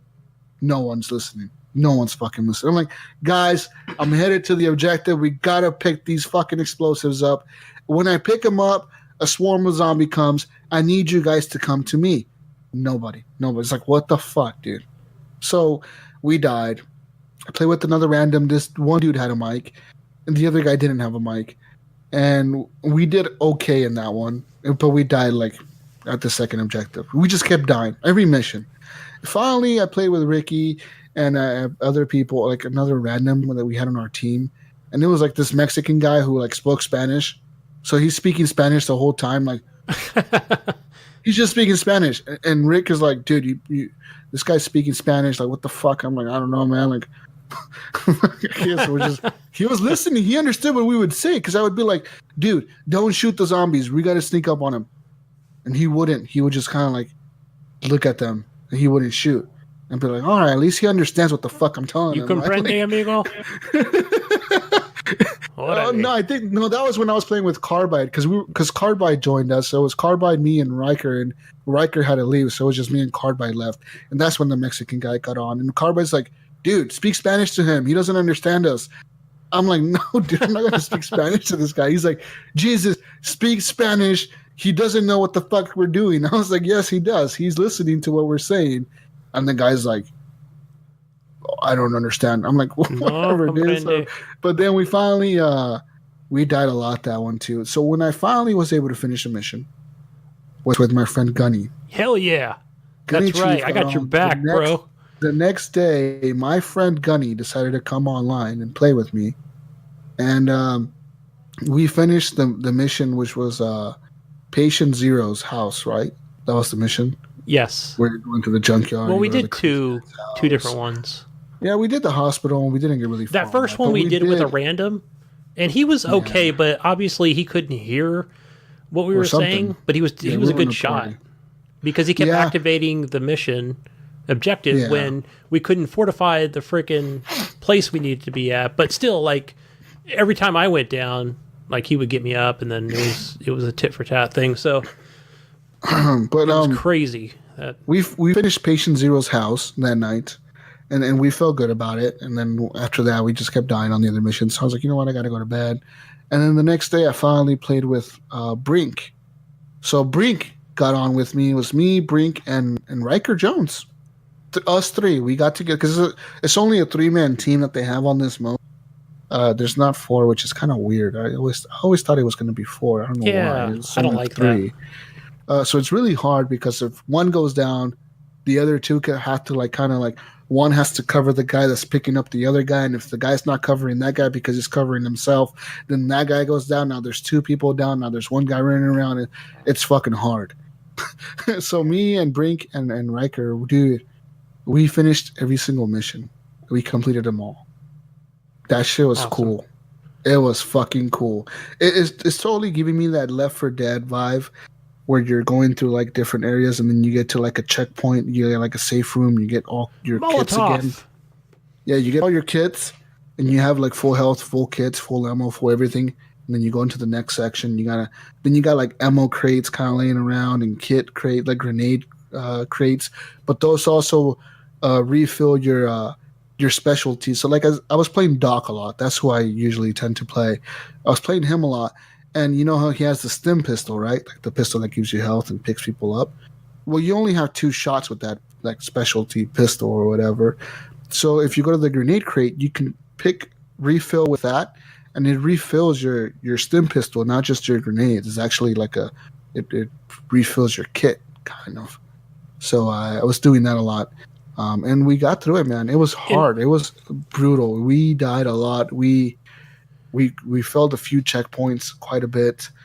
But there is checkpoints when you're playing it on normal. You do get like when you reach a certain point of a mission, when you die, you all die. You kind of restart at that point of a mission. Right. That's a good thing. That's the good part about that mode. It was hard. The coolest one is, I think it was the doctor one, when you escort the doctor to the hospital. Yeah. Because that one was really intense. That was really intense. I didn't like that one where the room, like they just got crazy in that little room. Well, when you put the doctor behind you put the desk, doctor in the room, and she has to you have to defend, like the big guy comes in and all these zombies are coming in. But maybe we should have like put her back in another, like in the back corner, and then like I always played the spot. Me, Riker, and Brink, we put her in that spot, and it was fine. We were able to defeat that guy, and it's just all about teamwork, man. You got to play with team. If you're not talking to your team, you're gonna die, and you're gonna fucking miserably fail every single mission. But escorting the doctor to the hospital was the coolest thing because you're going to these dark ass hallways. They did a really good job with the maps. They're completely new maps. They're nothing that you've seen in Rainbow Six Siege before. No asset was reused. Everything looks fucking new. It's fucking incredible how they did that. Everything is new. Everything. It's fucking crazy to me how they pulled that off, and it's just a limited time thing. It really is limited time because it tells you on there when you go to play the thing, it tells you this is only available for the next 25 days. I don't get that. That's weird. Why are they doing that? Well, there's a lot of testing. Cool. There's a lot of testing they do. Just like I hope it's just like a thing they do with like. Then Fortnite. call it a beta. Call it a whatever. Like, don't fucking release it as part of the game and have it timed for 25. I think that's bullshit. If they're gonna release something like that, fucking put it out. I think it's like a marketing thing where you better play it now or you don't get to play it at all. But we all know it's going to be an official. But it's not a paid thing, Gunny. So why does that even? Yeah, but I think if they just put it out, somebody will say, "Oh, I'll just get to it eventually." So again, I think it's just pure marketing. They're like, "Oh shit, I better play it before they take it out." Yeah, but it is going to go away, though. Yeah, it is. It's going to go away. Yeah, they already said it. It's going to go away. It's fun. I like some of the areas where there were a lot of open areas where you could just run around, shoot. Yeah. You can lay down your C4. You can throw grenades. Whatever your operator you're playing as. And you only had a select few operators. You couldn't choose all of them. They don't have the full roster. Right. Yeah. I would have liked to have had a 4th person, but again, maybe with the difficulty, they just thought, well, let's just try it with 3, see how it all plays out. Yeah. And a quick update, though, for Rainbow Six Siege players who haven't played the game in a while. They didn't have, you just had the base game, vanilla Rainbow Six. And you hadn't unlocked all the operators yet. Like, say you haven't unlocked, like, the basic ones, like Ash, fucking Smoke, Sledge, all those guys that are the standard roster, and you didn't have them all unlocked.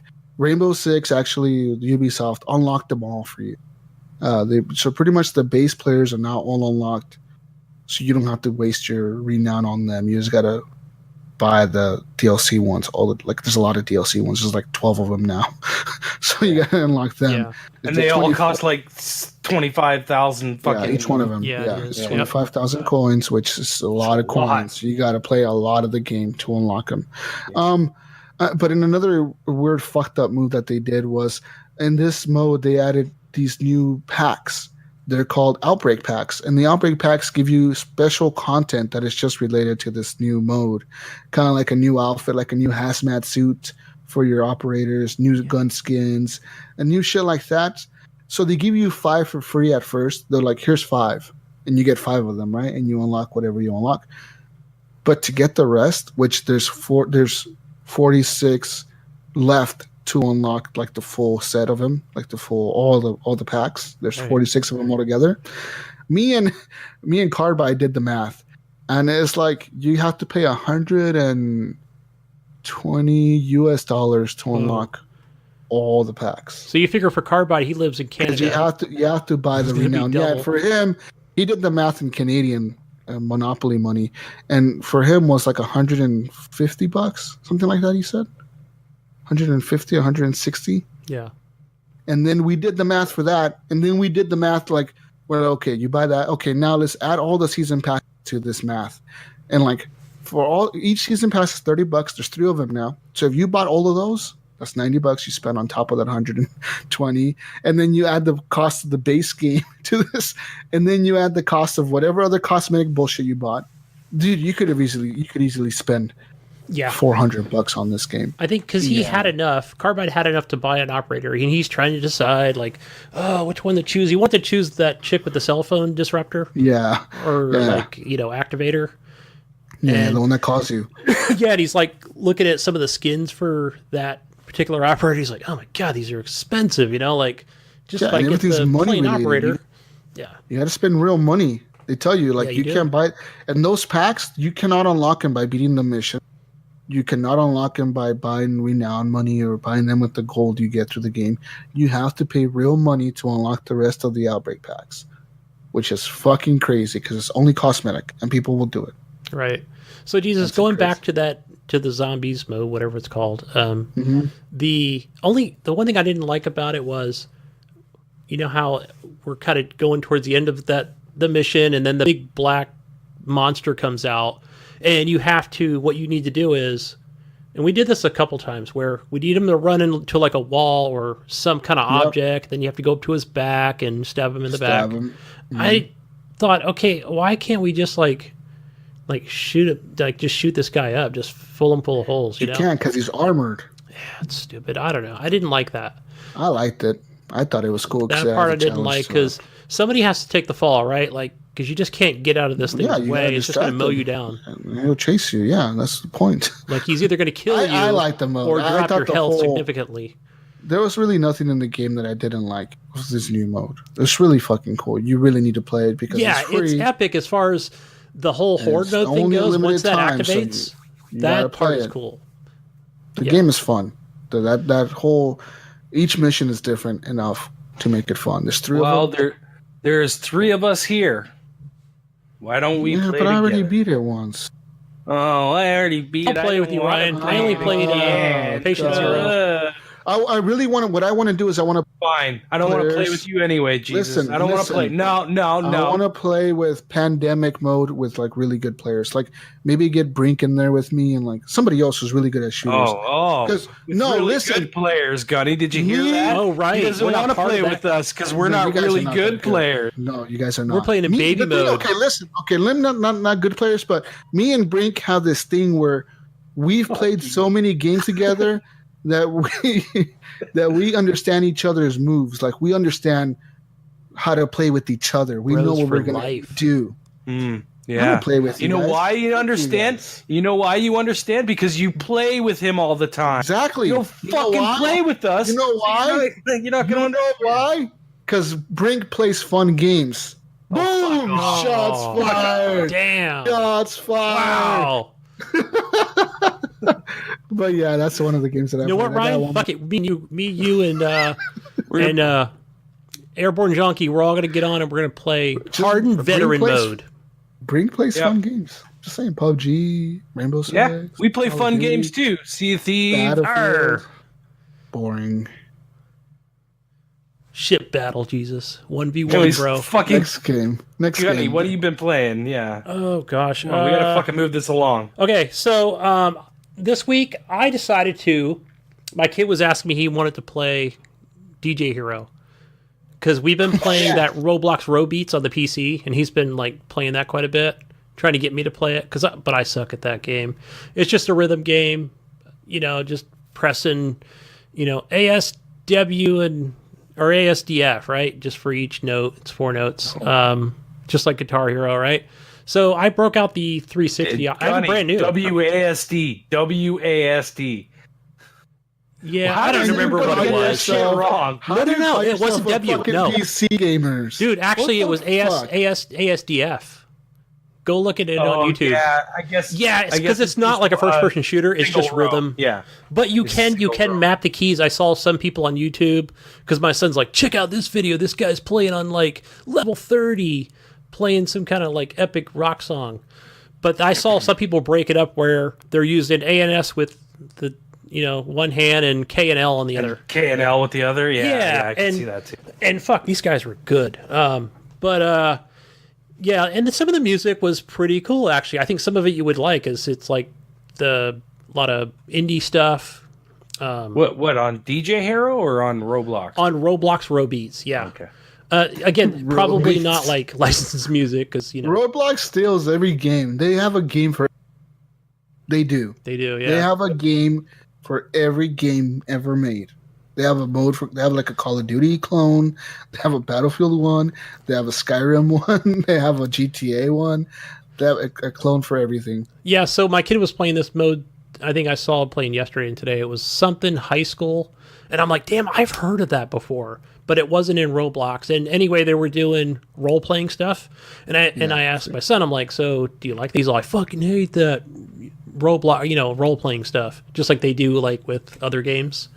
Can't think of any right now, but anyway, moving on. I hooked up to the Xbox 360. I had a hell of a time logging into that thing, but once I was able to get that going, I did play Guitar Hero 2 and also DJ Hero 2. So I love DJ Hero 2. It's got a lot of cool music. So much fun. Yeah, it's so cool. Like that whole idea was awesome. It's too bad it came at the end of the sort flopped hard. Yeah. Well, no, it did all right. They made the first one and then the second one, right? They made a second one, so it did all right. I saw that shit at like fucking Target or Ross. Oh yeah, like it's $12, $10, and you got like the full table and everything for like $10. I had 2 of them. I had both 2 turntables. Yeah. Right. I have a brand new Xbox 360. I mean, it's fairly brand new, and then right when the Xbox One X came out, but I wanted it. It's a collector's items for me. I don't really collect much things, but definitely wanted a new 360.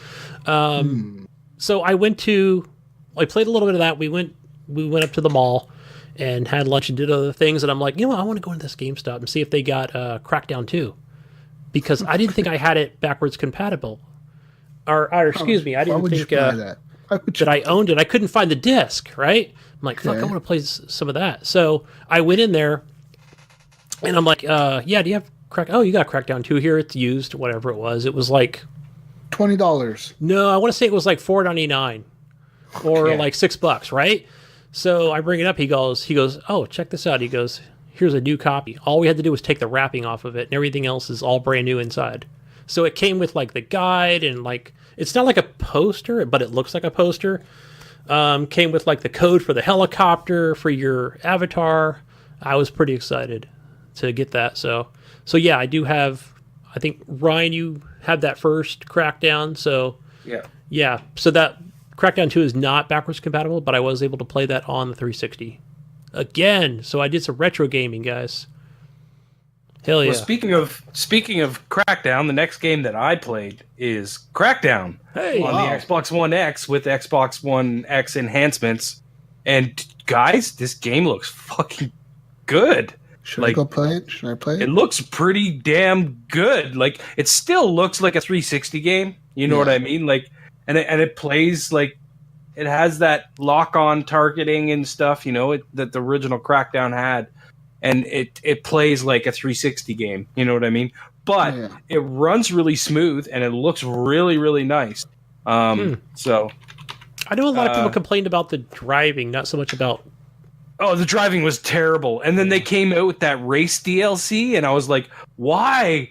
The driving is horrible in this game. Well, remember Wingman from TXL always said, "Oh, you got to level up or something." I don't know. You level up your driving. You keep driving. You do the races and stuff like that, and eventually, you get leveled up in driving. Because in that game, everything that you do levels you up.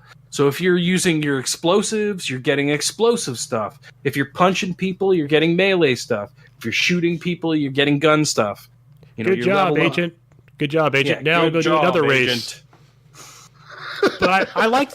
You know what my favorite thing is? Wang. You know what's so cool about Xbox is they actually support backwards compatibility with enhancements. That's something that you don't really ever see from consoles. That was also just release things. Was it? Did Fable 3 have enhancements? No, not that I know of. Because Fable Anniversary does. Yeah, that does. Yeah, that one. But one thing that we don't take into account is that the Xbox One X hardware alone kind of does some kind of anti-aliasing and all that shit like 16 times. And guys, it cleans it up. It looks really good. Yeah. By itself without even touching it. That's pretty crazy. Yeah. And I was so surprised. I went back into Crackdown and I started playing. I was like, man, I'm having fun. I'm like, I'm enjoying this. But the beginning of that game is a real slog because it takes a long time before you can jump high enough to get to all the places that you need to get to. And you got to really, in the beginning, it's a little tough. But would you recommend to go back and play? Because I do have it. Yes, I would. I'm enjoying it before. I'm gonna keep playing it. I'm enjoying playing it again. It has co-op, right? It does. So we should play together. No, fuck you, Jesus, Gunny, me and you. We should play together. That's right. We play real games, fun games. I only play with good players too. Jesus, that's why I don't want to play with you. Sorry, guys. I only play with good players. I only play with reliable players. Jesus. Shit. Reliable players like Gunny. Wait a minute. Gunny's the worst. He's not the reliable thing. He's the worst. He's always like, let's game after the show tonight. And every time he's like, I gotta go. I gotta go. I took my blue pill. I'm sorry, guys. Right. The wife is calling me. Gotta go. She's staring at me right now. But yeah. All right. So, other things on my list here. Last thing on my list actually is Uncharted. Uncharted and PUBG. Uncharted, I'm going through that. Dude, that game is so pretty. Like, I'm always amazed at what Naughty Dog does, but those guys, dude, I can't. Just some of the shit they pull off, it's insane. It really is. Like that dev team, it is wild the things they can do. This game is so much fun. I can only imagine how that that team, if they did Naughty Dog, if they did PC stuff, I mean, it would just blow people's minds. Dude. Yeah, they would. They would fucking melt your computer, I think. Their shit, the things they pull off on the PlayStation, dude, is so incredible. But I'm having fun with Uncharted. I think I'm at the end of that game. I just reached the end today, right before the show. What it seems like the end. I don't know how long the game is. But PUBG, of course, still playing that. That game is fun. Not on my list, Jesus, but I did play a couple rounds this week.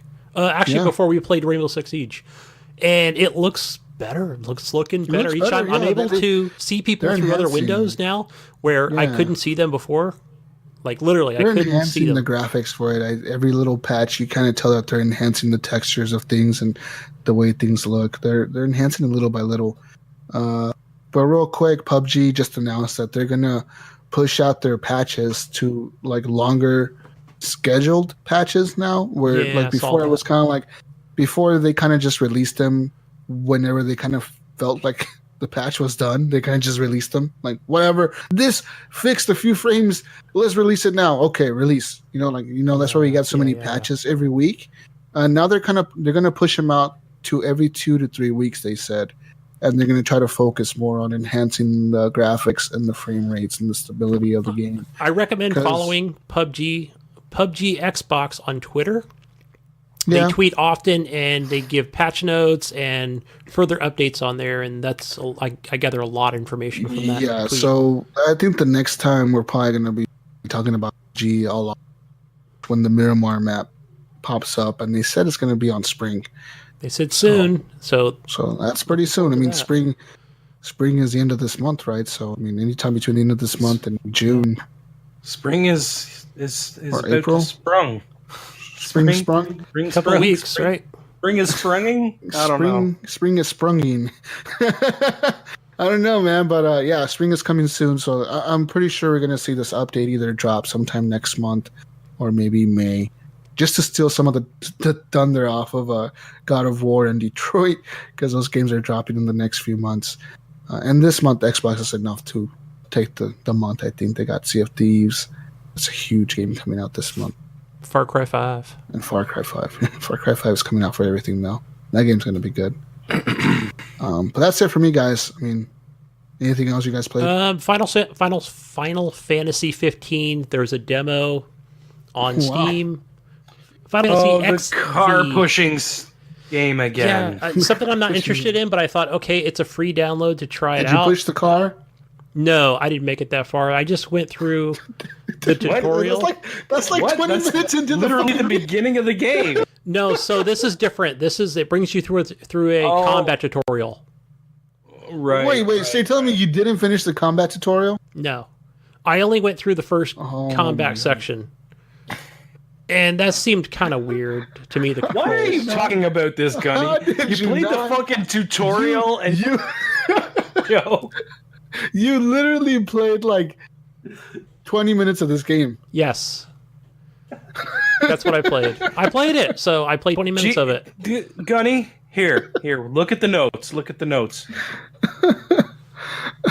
Stop talking about that game. It's not for me. So, yeah. But it's a proper port to the PC for you Steam users. Oh, so this is like they never released it on PC before this the first time? Yeah, this is a PC release. Oh, yeah. Wow. Right. So does it have like a support for like higher settings and graphics and all that shit? Oh, yeah. Yeah, it's got that. It's a proper port. Wow. Okay, there we go. Well, that's cool for the PC players, man. Yeah. Hopefully they can mod it soon, and I'm pretty sure they're going pretty crazy with those mods. PC players, leave it up to them to mod a fucking game and make it better. That's it for me. All right, guys. So let's move on to news. Hey! What? You got what? Fuck! You just fucking cut me right off. We're just trying to move on here, Ryan. Games to talk about. Oh, Ryan said he wants to move on. Oh, hold on. Okay, what's up, Ryan? Okay, all I played was Dead Cells. Dead Cells has Dead Cells has a new update though, and it was actually pretty cool. There's a lot of new enemies and some new upgrades and stuff like that. So if you're interested in Dead Cells, check it out. The King of Hand or something, or the Hand of the King or something like that it's called. It's cool. Check it out. All right, let's go into the news. News time. If you want to read more news, head over to our Facebook group, Horrible Gamers Podcast Community. And guys, lots of news this week. Starting off the news this week with some Trump news. President Trump met with video game executives last Thursday, right? Last Thursday. This last Thursday. Yeah, this last Thursday, right? People listening. You never know when people could be listening to this 10 years from now. But so he just met with them, and apparently the board members were there, the ESA was there, Take-Two CEO was there, Rockstar Games was there, and apparently they were talking about violence in video games and the correlation with that to teenagers and kids and committing violent acts. But also from them being there, he had other people that were like really advocates about video games being bad for people. So they had some kind of colonel, one of the colonels from the U.S. Army. He was there, and that guy's like a really outspoken person against video games. He's done it since like the Columbine shooting. Great. Like, you see videos of him from then being on like CNN and shit, talking about video games are bad and how the military uses them to train and all that stuff. Which video games are bad, okay. Anyways, from this meeting, I don't know if, because there's really not much. There's not much there. I mean, people are kind of like yeah, we got to meet the president. It was cool to meet him. It was a nice opportunity. And yeah. It's a long article in here. Yeah. So there's no official No. transcript or whatever it talks about on any stance from the White House. Yeah, and on the wake of this, the White House released a trailer, or not a trailer, but like a reel video of violent video games, like a reel. Yeah, like you just have a bunch of violent video games playing. So they had like a bunch of clips of different things happening in video games. A lot of Call of Duty clips, soldiers getting shot, etc. A couple Fallout clips with like exploding head. They had a clip of that evil. What's that? Evil Within. Game? Yeah, they had a clip of that of you like getting your chopped off and your head chopped off, getting killed by the big guy. Yeah, I don't know what's gonna happen from this. I don't think anything will. Honestly. I don't think so either. I think things are already there for parents to know that a game is violent. It's already there. I hope he just comes out and everybody's standing there for an official word from the president. And here we go. We started off, and he just looks down, looks into the camera, and goes, "Fake news. Move along, folks." Yeah. Move along now. Anyways, in other news, patent suggests backwards compatibility coming to the PlayStation 4. Sony just filed a new patent that looks like they may be looking into bringing backwards compatibility for PlayStation 3 games. Yeah. Let's see. Maybe, huh? Yeah. So this patent specifically talks about timing disrupt processes, which is suggesting that Sony is trying to emulate cell processing, which the PlayStation 3 used the cell processor. Yeah, that's gonna be hard. Yeah. Wow. I'd be surprised if they pull that off and it works well. Yeah. Like, that's interesting. Yeah, and good for Sony. Yeah, it'll fix the problem where they don't really have backwards compatibility, right? With the PS Now, it's not really helping them. You can't really, you talk about how your console doesn't need to be online, and then you force people to be online to use PS Now. It kind of contradicts what you're saying. But in related news, MP analyst Matt Piscatella has now predicted that the PlayStation 5 will launch in 2020.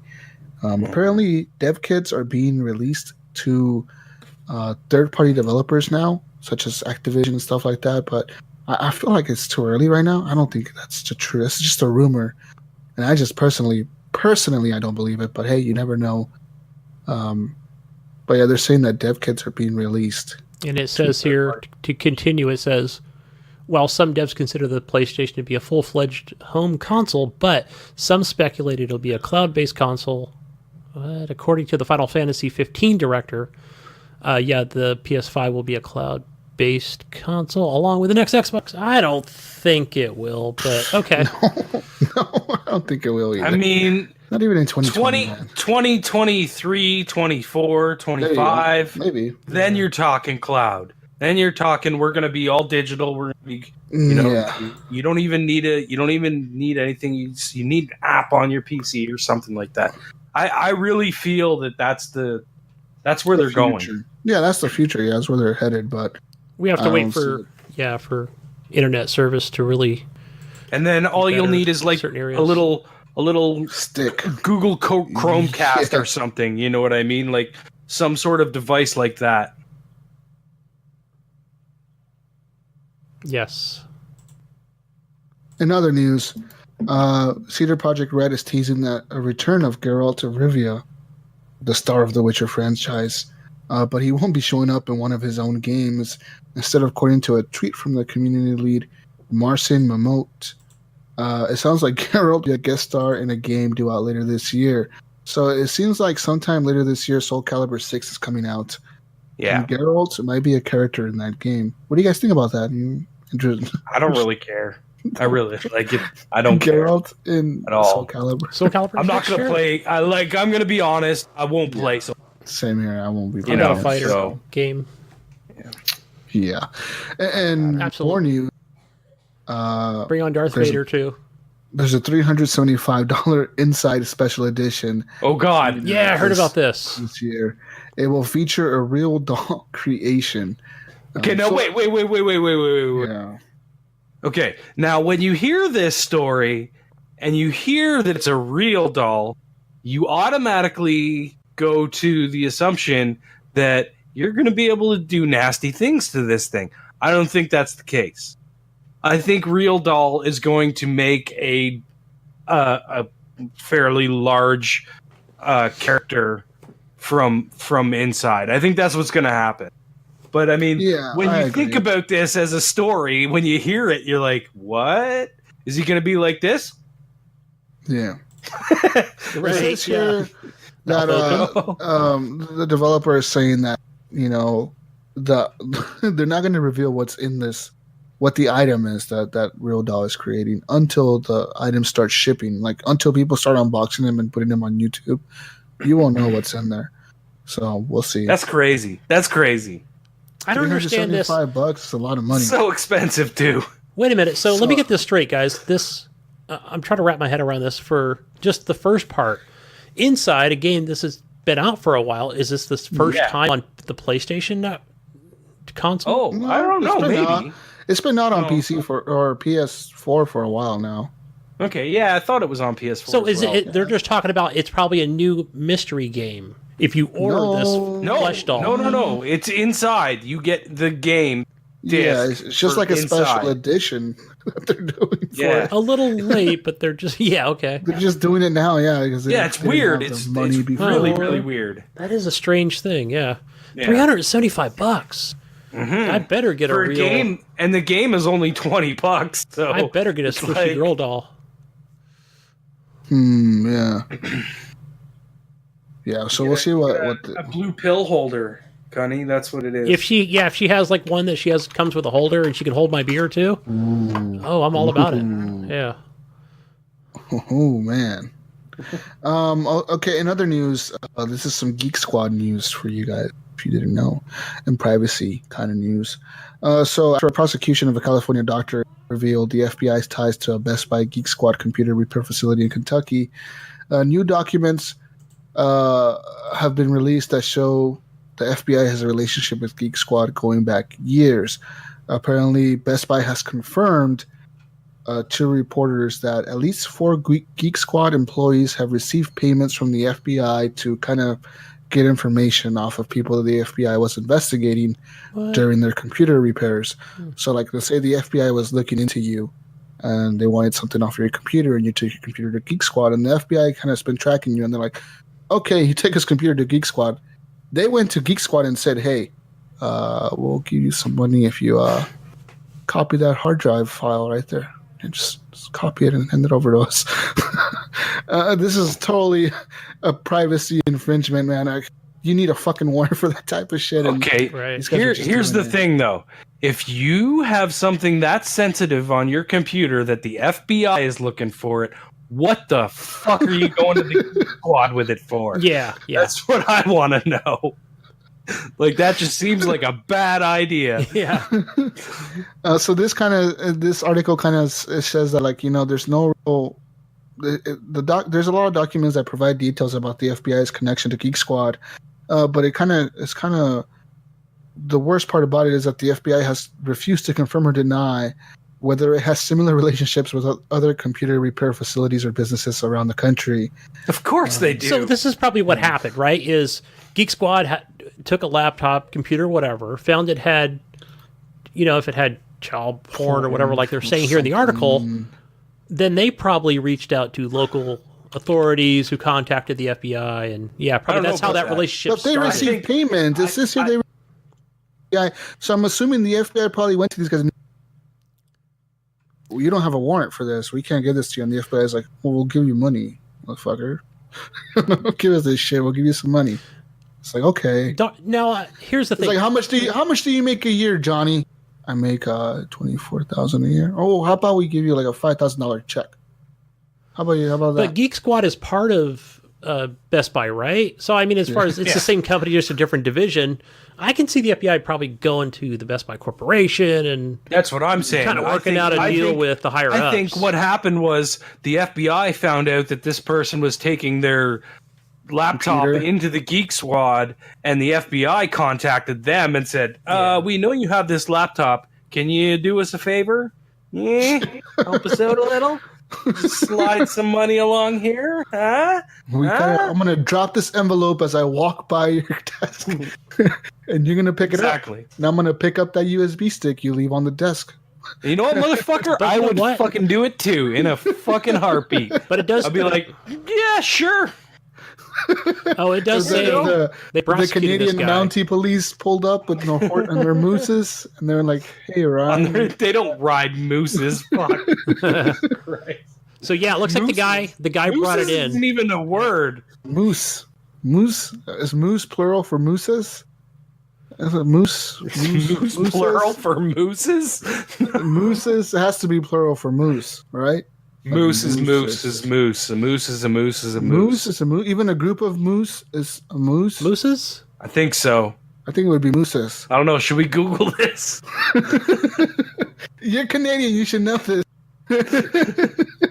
Yeah, but that looks like right in the article where it looks like they just went directly to a couple informants for Geek Squad. Hey, fucker.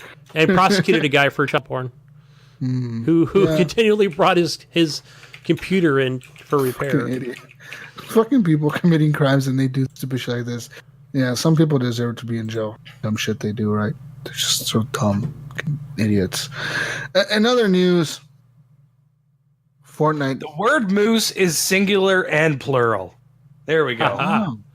There you go, American. So I was right. I didn't want to say that I was right, but I felt like I was.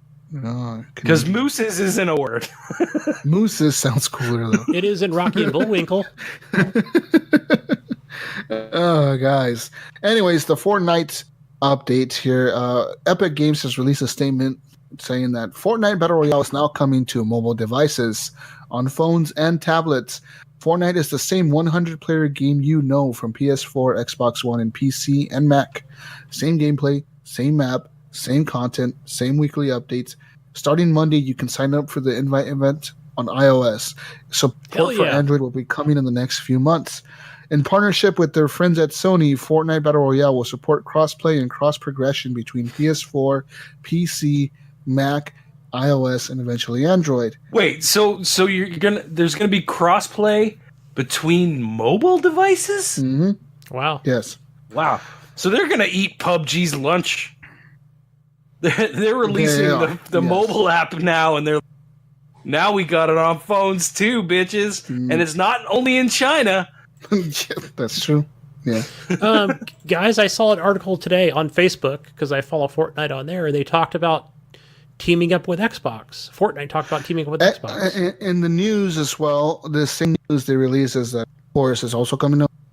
But Xbox will also support crossplay between iOS, Android, and PC. There will be no crossplay between PS4 and Xbox One. But you can play with other people on PC. You can play with them on their phone. You can play with them on their... They're like treating each other like distant cousins. Yeah, it's like Xbox and PS4 is like, no, fuck those guys. Don't make us play with everybody else, but not them. Fuck them.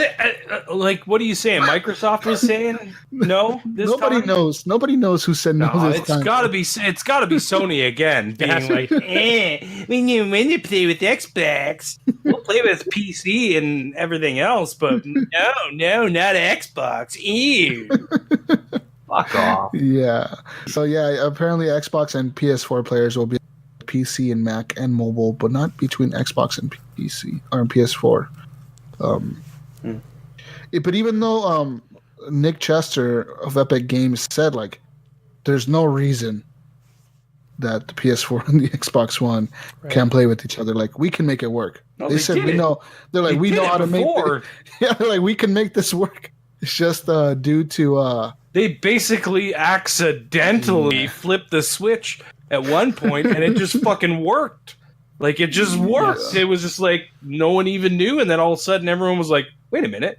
Started catching things like what Gamer you can't tags have were different? spaces in a PlayStation Network name or something like that. Yeah. And there's like certain things that you could Different catch and length be of like, hey, names and that's shit. Yeah. definitely a PlayStation name or something like that, right? I mean, I think So- the next day the PlayStation boss was in the shower for like 6 hours, cleaning it off with like scrubbing it off with soap, Got an Xbox on me, man.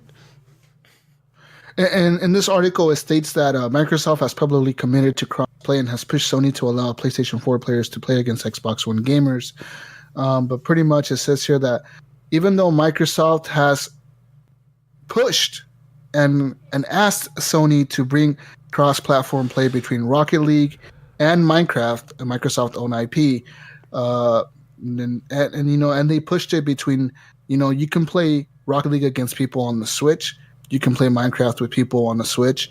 You can play Minecraft with people on the phone, and PC even. Xbox says like you can play with those. Those games are playable with players on PC as well. Sony's excuse for blocking PlayStation and Xbox platform is pretty much a hostile thing. They just don't want to do it. They just don't want to. They're like, we don't want to. We just don't. We just don't give a fuck. Fuck you guys. We don't need you. That's what they're pretty much what they're saying. Like, we don't need you, Xbox. Fuck you. Bad blood, son. That's pretty much it. Like, yeah, it's like Microsoft is trying to do it, but they don't want to. And Microsoft says they're open to it. But well, I guess that's not going to happen. No love. Yeah. No love. No love over here from fucking PlayStation. They're like, fuck you. We don't need you. PlayStation's all like, no glove, no love. Oh, man. But But that's going to be pretty Minecraft, crazy. though. Fortnite on a phone. Wow. Yeah. Man. Wow. That's crazy. I need to get a controller for my iPad. Same here. I need to get a controller for my phone now to play fucking games. I would like to play PUBG on my tablet. I think that would be awesome. Yeah. But I'm not going through the bullshit steps I have to do. I'm just like, my phone got all weird after I tried to fucking download PUBG, and I was like, you know what? Uninstall all that stuff. I did a reset on my phone, and it's fine now. But I didn't. Fuck that. I'm not downloading something if I can't understand what it's telling me. Right. Yeah. In other news, Universal Studios has now announced a new tie-in game with the new Jurassic Park movie in this year, and it's going to be like Pokemon Go with dinosaurs. Ooh! Instead of trapping dinosaurs with the Pokeball, you're going to be collecting dinosaur DNA. There you go, Sean Iams Fuller. Horribly awkward. Oh man! And get this, Gunny. If you hated walking around your city in Pokemon Go, you don't have to do that with this game. I don't have to enter the hood. You can dispatch a virtual drone to fly around the map that you live in to look for dinosaurs. Yeah, you never have to leave your chair at home. Sweet. Cool. I think the first one's coming is the Harry Potter. Similar. Yeah, but this is game. Harry Potter is actually made. This one isn't. This is made by Universal Studios. And it's published by them, but it's gonna be made by Ludi, which is a studio based in Canada. Good on you. Yeah. Cool. Alive. Awesome. Jurassic World Alive, son. Ooh. Yeah, it looks like another news. Yeah. In other news, the Division 2 has been confirmed by Ubisoft. I heard about this. Yeah. What are you excited, Denny? I am not. I'm not saying the first game was boring. I mean, it was okay. You know what I hate the most is when I want to go play Tom Clancy's Rainbow Six Siege, and I go and hit invite on my friends list and realize, you know what? They're playing Tom Clancy's The Division. The wrong game, people. Yeah, they're playing it. Yeah. When you see like what they're playing, and this is like Tom Clancy's, but then you see like a Division. I treated this game like the first I can't think of the name of it now. I reached level 20 or whatever it was, and so then you can go into the red zone before that, but they had like a level 20 red zone, and I was like, okay, I'm done, I'm finished, like for whatever story they had. and yeah, I was kind of finished. Tried to go back to this game a couple times, the first one. So I went back to it like okay, so I went back to the Division like a week or two ago. I don't know. I always forget about games that I play randomly. Yeah, I played. I went back to it, and I didn't realize how far I was along in that game. Like when I dropped off of it, because I'm pretty far along. I'm like level 23 now, 24, and like I have like most of the districts unlocked. I have like a mission. Like I think I have to do the last few missions in the hardest district. I was just kind of going back to like the easier districts to clean up some of the side quests, and I really like the level of detail of the city and all that. Like that was really well done. It was they created a pretty cool world. It's a pretty the world game that they have. It's a really pretty game, and I like how the gunplay feels. It feels really good. It's tight, and the cover system is a pretty fucking good cover system. It works really well. Agreed.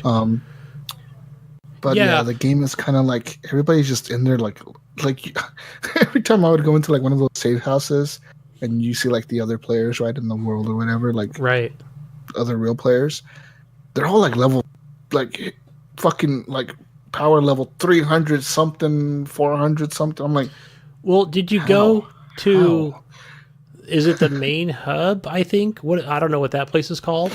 Not like a safe house, but an actual main like the base. Yeah, your main base. I mean, that thing goes pretty deep now, where it's got so much stuff to it now, where it's just they've added like all these like challenges, and there's just a ton of it in there. So yeah. There's a lot of replayability in this game. It's gonna be pretty cool, I think. The Division 2, but even though the Division 2 was, Ubisoft has said that they will continue to support the Division 1. With updates still coming out for it. It's going to be developed by Massive Entertainment in collaboration with Ubisoft Reflection Studio. What I'd like to see, what I would like to see, and do they have? Let me read all the studios they have for the game. It's going to be developed by Massive Entertainment, and they're going to work with Ubisoft Reflections, Red Storm Entertainment, Ubisoft Annecy, Ubisoft Shanghai, Ubisoft Bucharest, and. So they're going to work with all those studios to make this fucking game. That is crazy. Yeah. That's a lot, yeah. Yeah. And apparently the Division 2 will be powered by an updated version of the Snowdrop engine. So, yeah. I think that was the engine they used for the first game. I'm sure that it's going to be enhanced for the X. And the PS4 HDR. Pro and everything. Yeah. Because they do make the games pretty even on PC. But, I'd like to see a proper... campaign to this game where I don't think they had it in the first game, and I think that's what kind of like dropped me off for this first one, where everything was kind of broken into sections and you just go kill guys and you go to the next section, you kill guys, and they just had those. The only thing they had was where you can walk up to an area and press X, and it just shows like these like ghosts of people that were just trying to survive, and they died to the plague, and they were shot by the government or something. But there wasn't much else to it. So, it was just go in and shoot, just a lot of combat. And altogether, the Division 1 racked up more than 20 million players. So, yeah. And more than 500,000 have put in more than 400 hours into playing. Yeah, I don't know what this is here. It talks about the aforementioned shields are coming to an update for the Xbox One X. I don't know what that is. So yeah, they're gonna release shields. That's a new achievement type thing that you can get on the Division 1.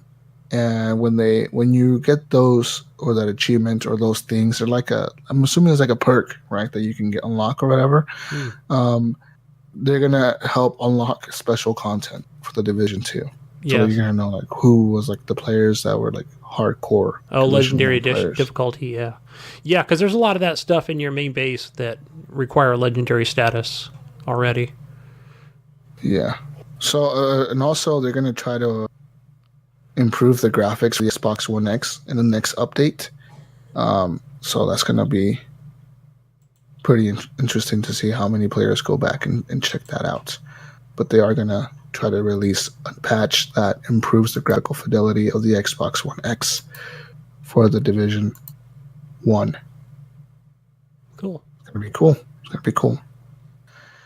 In other news, the Switch is gonna get Smash Bros. This year. It's time. Excited?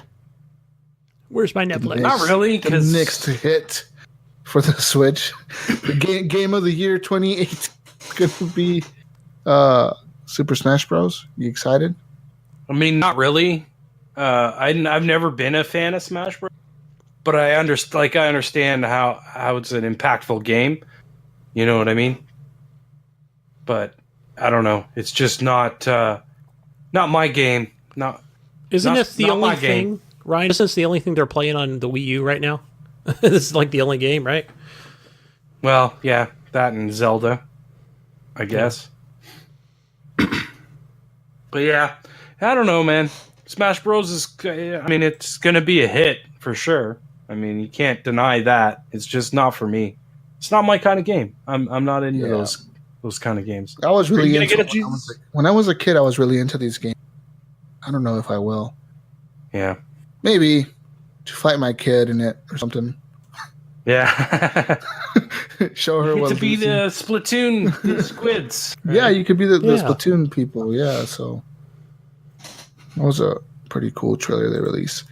Let's move on here to more news. This looks like a good one.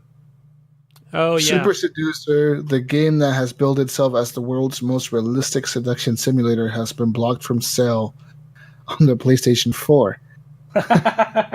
The game launched on PC and was also planned to be released for the PlayStation 4, but Sony said that it will not offer the title on its digital store.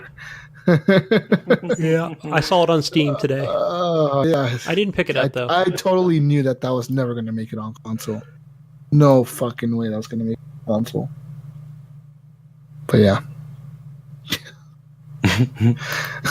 Not going to happen. Damn. Oh, wow. And another not safe for work content. Wow.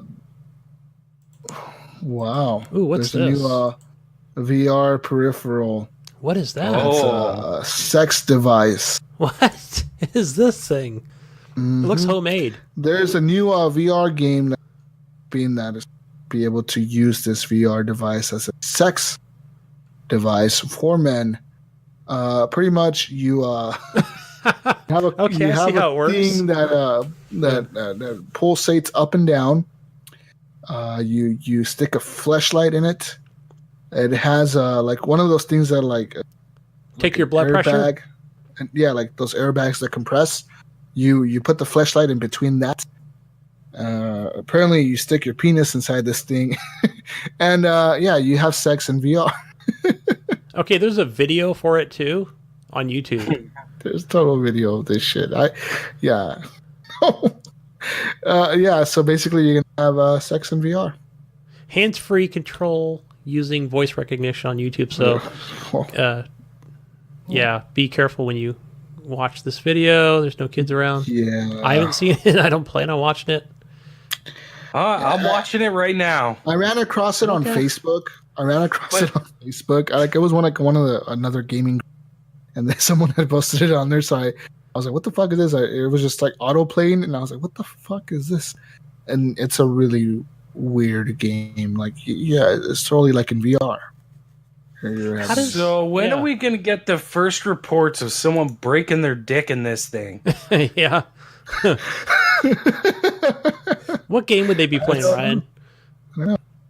Well, it's all these like Japanese, anime kind of shit. I'm looking at a picture of this device, and it looks. What's the word? It's very, homemade would be one word, but it's like, okay, what do you like? Lift the whole machine and put it on your lap?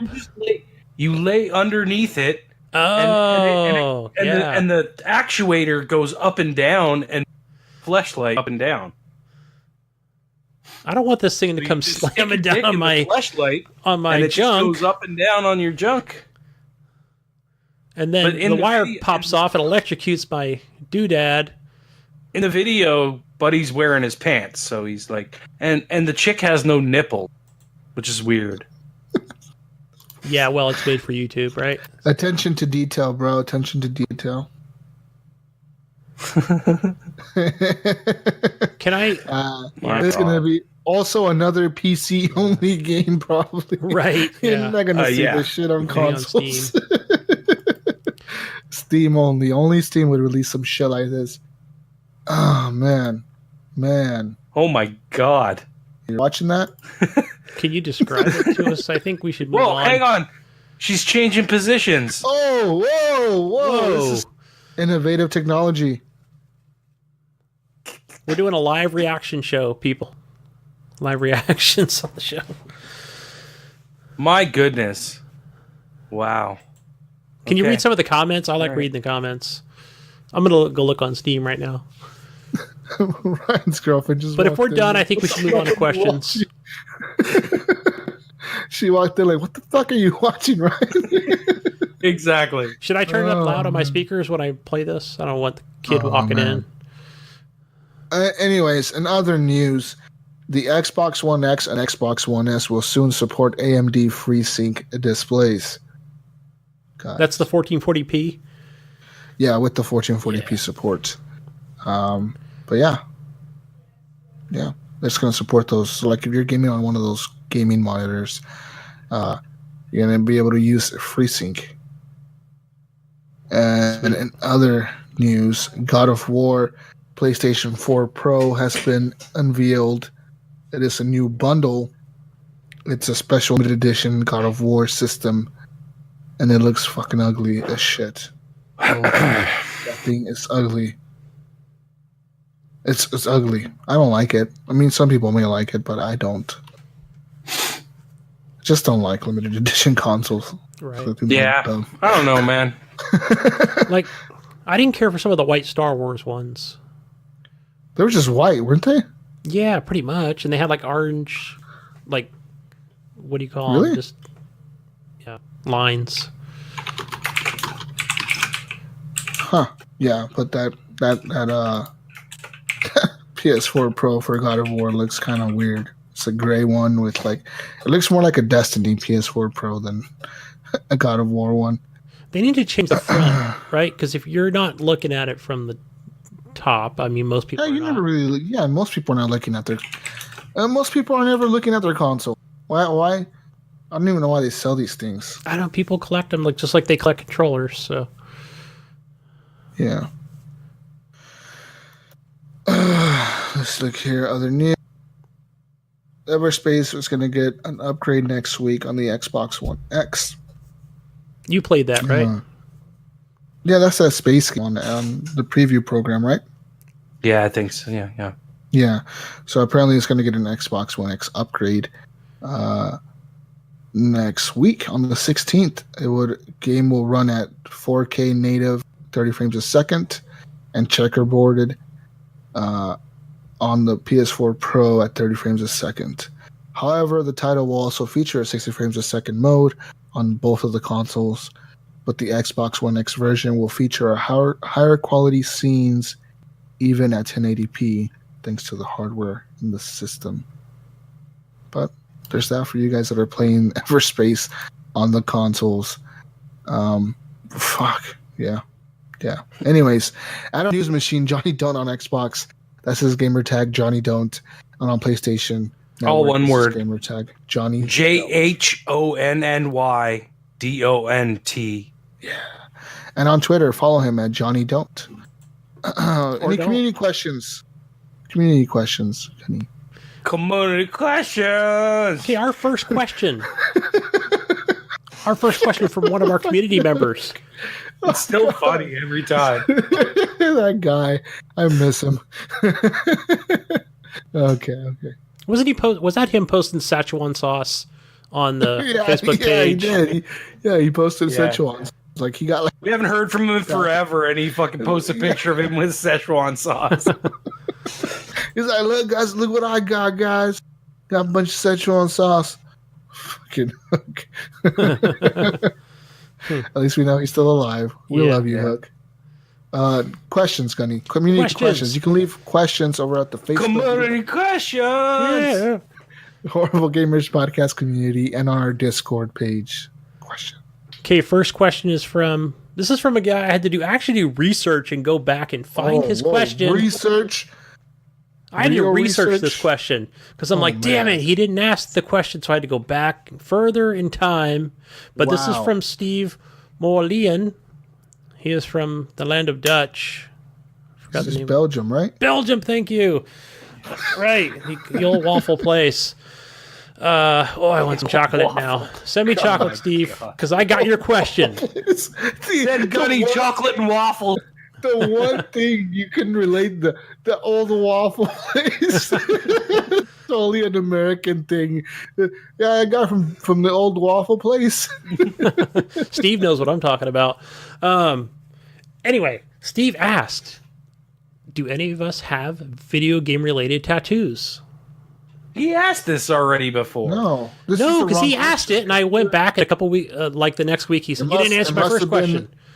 It must have been questions before that. We answered it.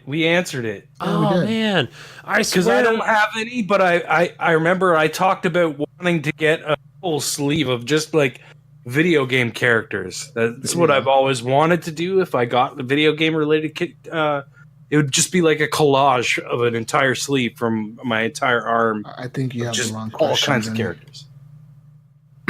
But I think Gunny did wrong research. Yeah. Oh man, I messed it up, Steve. Tell me if I did. Otherwise, you got to put your question in this week.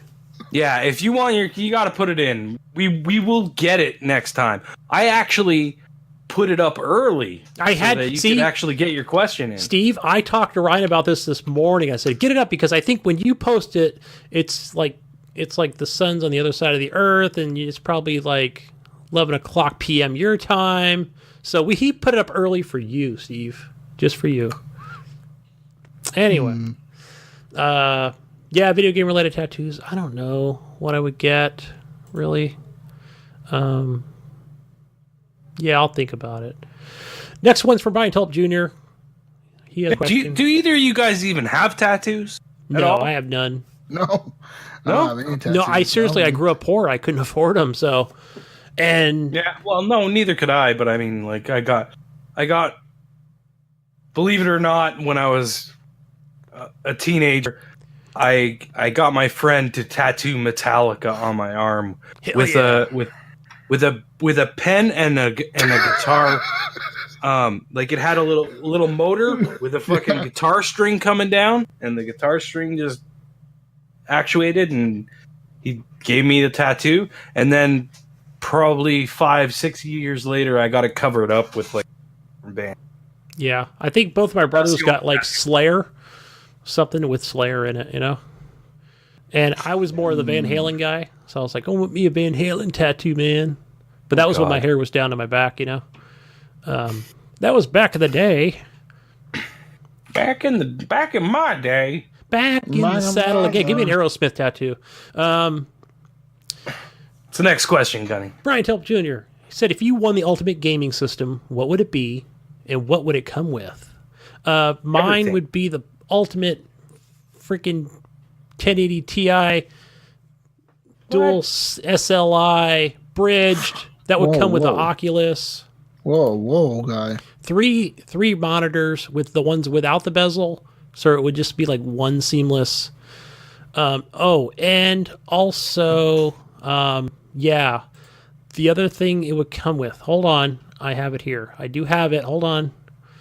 It's going to come with that the VR sex device that we just talked about. No, just kidding. What about you guys? You would get a look from your wife like I got from my. I want that flesh doll. Anyway, she was. I got a talking to. I'm like, it's a news article. What am I supposed to do? Right, it's for research purposes. I got to hand this off to the next guy. Yeah. After sloppy seconds, right? So, yeah. Whoa. All right, so my ultimate gaming system would probably be same as Gunny, a crazy ass PC with, quad fucking 1080 Ti's in it, and definitely like a string of 21 by 9 4K monitors. Ooh, yeah. Just wrap around you. Be awesome. Yeah, like a string of curved 4K 21 by 9 monitors that just wrap around my desk. That'd be awesome. Have you seen the ones without the bezel where you literally it's three, but you like push them together like Legos? Yeah, those look sick. Gaming setup would be like the one that JP has in Grandma's Boy. Oh yeah. Okay. Where you sit in the chair, gaming room with the fucking techno music playing super loud. Yeah. Oh, how man. did they see me? I fucking love that movie. That movie's great, man. I fucking love that movie too. I gotta watch that again at some point. Fucking monkey. He's training the monkey. He was showing him karate to defend his. You go protect my weed.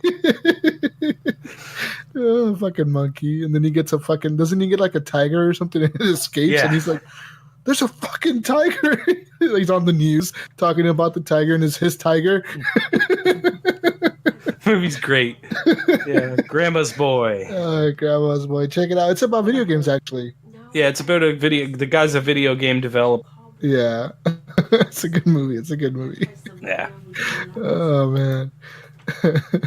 Next question, Gunny. Next question. Next one's from Brandon Robb, and he asks, "Has Jesus found some new love for Sea of Thieves again? Have you, Jesus? We talked about it. I think you did." Yes. This week was fun. I mean, like I said, I think stepping away from it last beta, which was last weekend, and coming back to it this time, I fun. There was more stuff this time, though.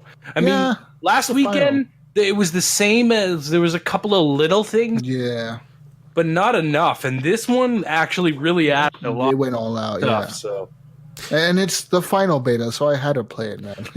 You know what I mean? Like, it's just either play it or wait till it comes out in 10 days. Yeah. So I just play it. Right. Next question's from Ricky Alfaras. He wants to know, he says, "Hello to HGP crew. Since we are only a couple months away from E3, what do you think Rocksteady is working on? The creators of Batman games.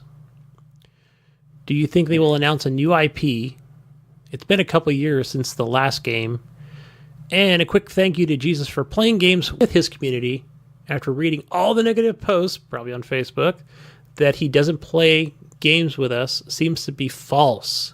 Thank you all, you guys. Thank you for all you guys that you do." The only reason Jesus started playing with the community is because everyone started giving him shit about him not playing with the community. Look at that. Huh? I got confirmation from the community actually play games with him. Oh, what a surprise, guys. What a surprise. Yeah, he plays games with the community, but not as host. Wait till next week, Rick. He'll be like, "Who is this?" Yeah, who is this? It's a private party, man. Yeah, what are you doing in my party, bro? Get out of my party.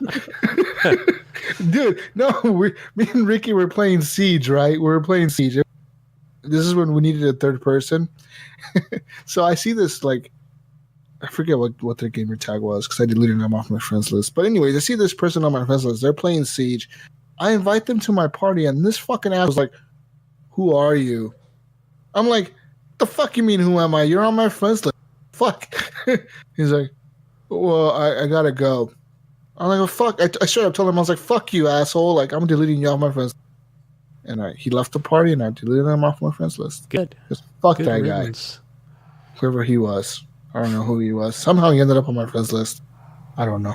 Just saying, I game with people, the good players. Just saying. Rocksteady, they make great looking games. Like all the Batman games look good. Really solid. Even the Batman VR, that shit was fucking. It looks really good. I'm glad I recommended that to you. Even though really I don't have PSVR, I still recommended it from what I heard. It is really fun. Yeah, and they did a really good job of like creating the Joker and how he looks in the game. He looks fucking cool. Like it's really well done. But even just that, even all their other games, every game that they've made that's a Batman game looks really good for when the time it comes out, right? Yeah. Like if you go back to the Asylum games, those are really cool. The Arkham City, the What was the last one they made? The last big one. The one right before the VR one. Arkham Knight? City. Arkham Knight? Oh, Arkham Knight? Yeah. Yeah. There's Arkham City, Arkham Knight. There's so many of them. Or no, did they do Arkham Knight? Did they do 3? I can't remember if they did 3 games from Batman. They did like one of them was when you were in the part of the city that was a prison, right? That was like a prison where they put all the crazy bad guys in it. And then the last one was when like it was like in a city, right? Like you got the whole city. Yeah, like Gotham City was like the big city. Like it was just everything was open, right? Like yeah, I think that was the last game on the Xbox 360. It was on the Xbox One because I have it on my One. Did it? Okay. I think so the one it was like a couple of years ago. I think it was like PS4 was just coming out. No, they released that one like in 2016 or 2015. Yeah, I can't remember. It was like Arkham Knight or Arkham City or something like that. Yeah, I think it was Arkham Knight. I think it was Arkham City. Yeah, but I don't know what would Rockstar be working on because I don't see a lot of hype for Batman. Not Rockstar, Rocksteady. Rocksteady. Excuse me. What else have they done? I could see them working on a superhero game, but maybe. There's a rumor that they were working on a Superman game, but then they came out and said we're not working with a DC property for our next game. And then there was rumors about them doing the next Teenage Mutant Ninja Turtles game. Those are dead. No, they're not. You don't think so? Every one that they've come out with, it's always been like a failure. It seems. Yeah. I'm not saying that Teenage Mutant Turtles. What are you talking about? They just brought out Ninja Turtles for Injustice 2. I know. I'm talking about a standalone. And people went fucking nuts for it. Yeah. But I also heard rumors that Platinum was, or no, did Platinum make a Teenage Mutant Ninja Turtles game? They did, no, and I think that was the one that tanked. No, it was the Transformers one. Or no, the Transformers one was the good one, and then the Teenage Mutant Ninja Turtles tanked, right? You're right. Is that what happened? Yeah. But anyways, back to because I remember Wombat talking about it on. I don't know what they could be working on, man. Their podcast. But he's right. This would be a year that they would probably come out and announce something because it's been a while since the last Arkham or Batman game came out. So well, I pulled up an article here, and it says. For us, it's been a privilege to work with Batman. It's always been something amazing for us.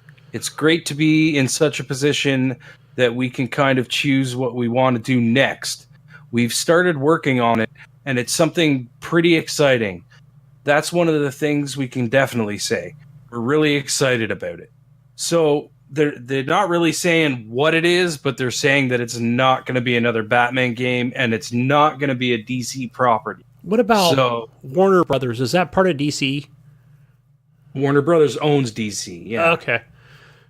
Because Warner Brothers did Shadow. I could see them. I could see them working on a game like the Avengers type of game or something like that. Like I could just see them making any kind of superhero. Someone else is working on the Avengers game, though, is it? Is there? But I mean, it would be cool to see like a game like that, like an Avengers game out of Rocksteady because they got the combat, man. That shit works. Yeah, they do. The mashing the square and the triangles and the X's and the A's, all that, the B to dodge, all that shit works. They did it good. Yeah, they did. But I don't know. I have no idea what they could be working on, to be honest. Because we'll have to wait and see. Yeah, they're not really saying either. Looking around at some stuff at trying to see if there's anything out there, and they're pretty much saying, yeah, it's something new, it's something really cool, but that's it. But that's pretty much it. Yeah. Thanks for your question, Rick. I do want to see what you think, Rick. So go ahead and post that on Facebook as well. Let us know what you think they're working on. Our next question, Gunny, from M Polo on the Discord. Question. Oh, okay. What would it take for Jesus Walks a Lot to get a gaming PC? And if he did get a PC, what would be the first 3 games he would buy? It would take money. All right. Would it be a whole lot of money? A whole lot of money so I could get a good PC so I wouldn't have to upgrade it. Would you get an Oculus or a patience Vive or and money? Would you get VR? To do it. Yeah, so That's the main thing, right? Just money and to spend on that would, because I spent so much money on games recently, like the Switch, the PS4. It all adds up. No, so that's true. money is a big factor. Yeah. But if I had a PC, the first 3 games I would get, I know what one of them would be. And that was gonna sound dumb to you guys. You're gonna probably like hate this answer, but one of the games that I would get would be a Civilization game. Oh yeah, they're all on Civ there. 6? Yeah, man. Yeah, I would totally get that. I would be, And they all have mods. That's all I would play. That's all I would play for like weeks, I think. And they're all cheap on there. I could see you getting lost in Civ 6. I would get so lost in that shit. I'm not even gonna deny that. Like, be all into it, dude. I would be fucking not sleeping and shit, thinking about like the laws that I need to pass for my country and all the fucking shit I have to do. I would be up for fucking weeks playing that game. Other 2 games that I would, I don't know, what really like some PC exclusive games that would be really cool. Really sure.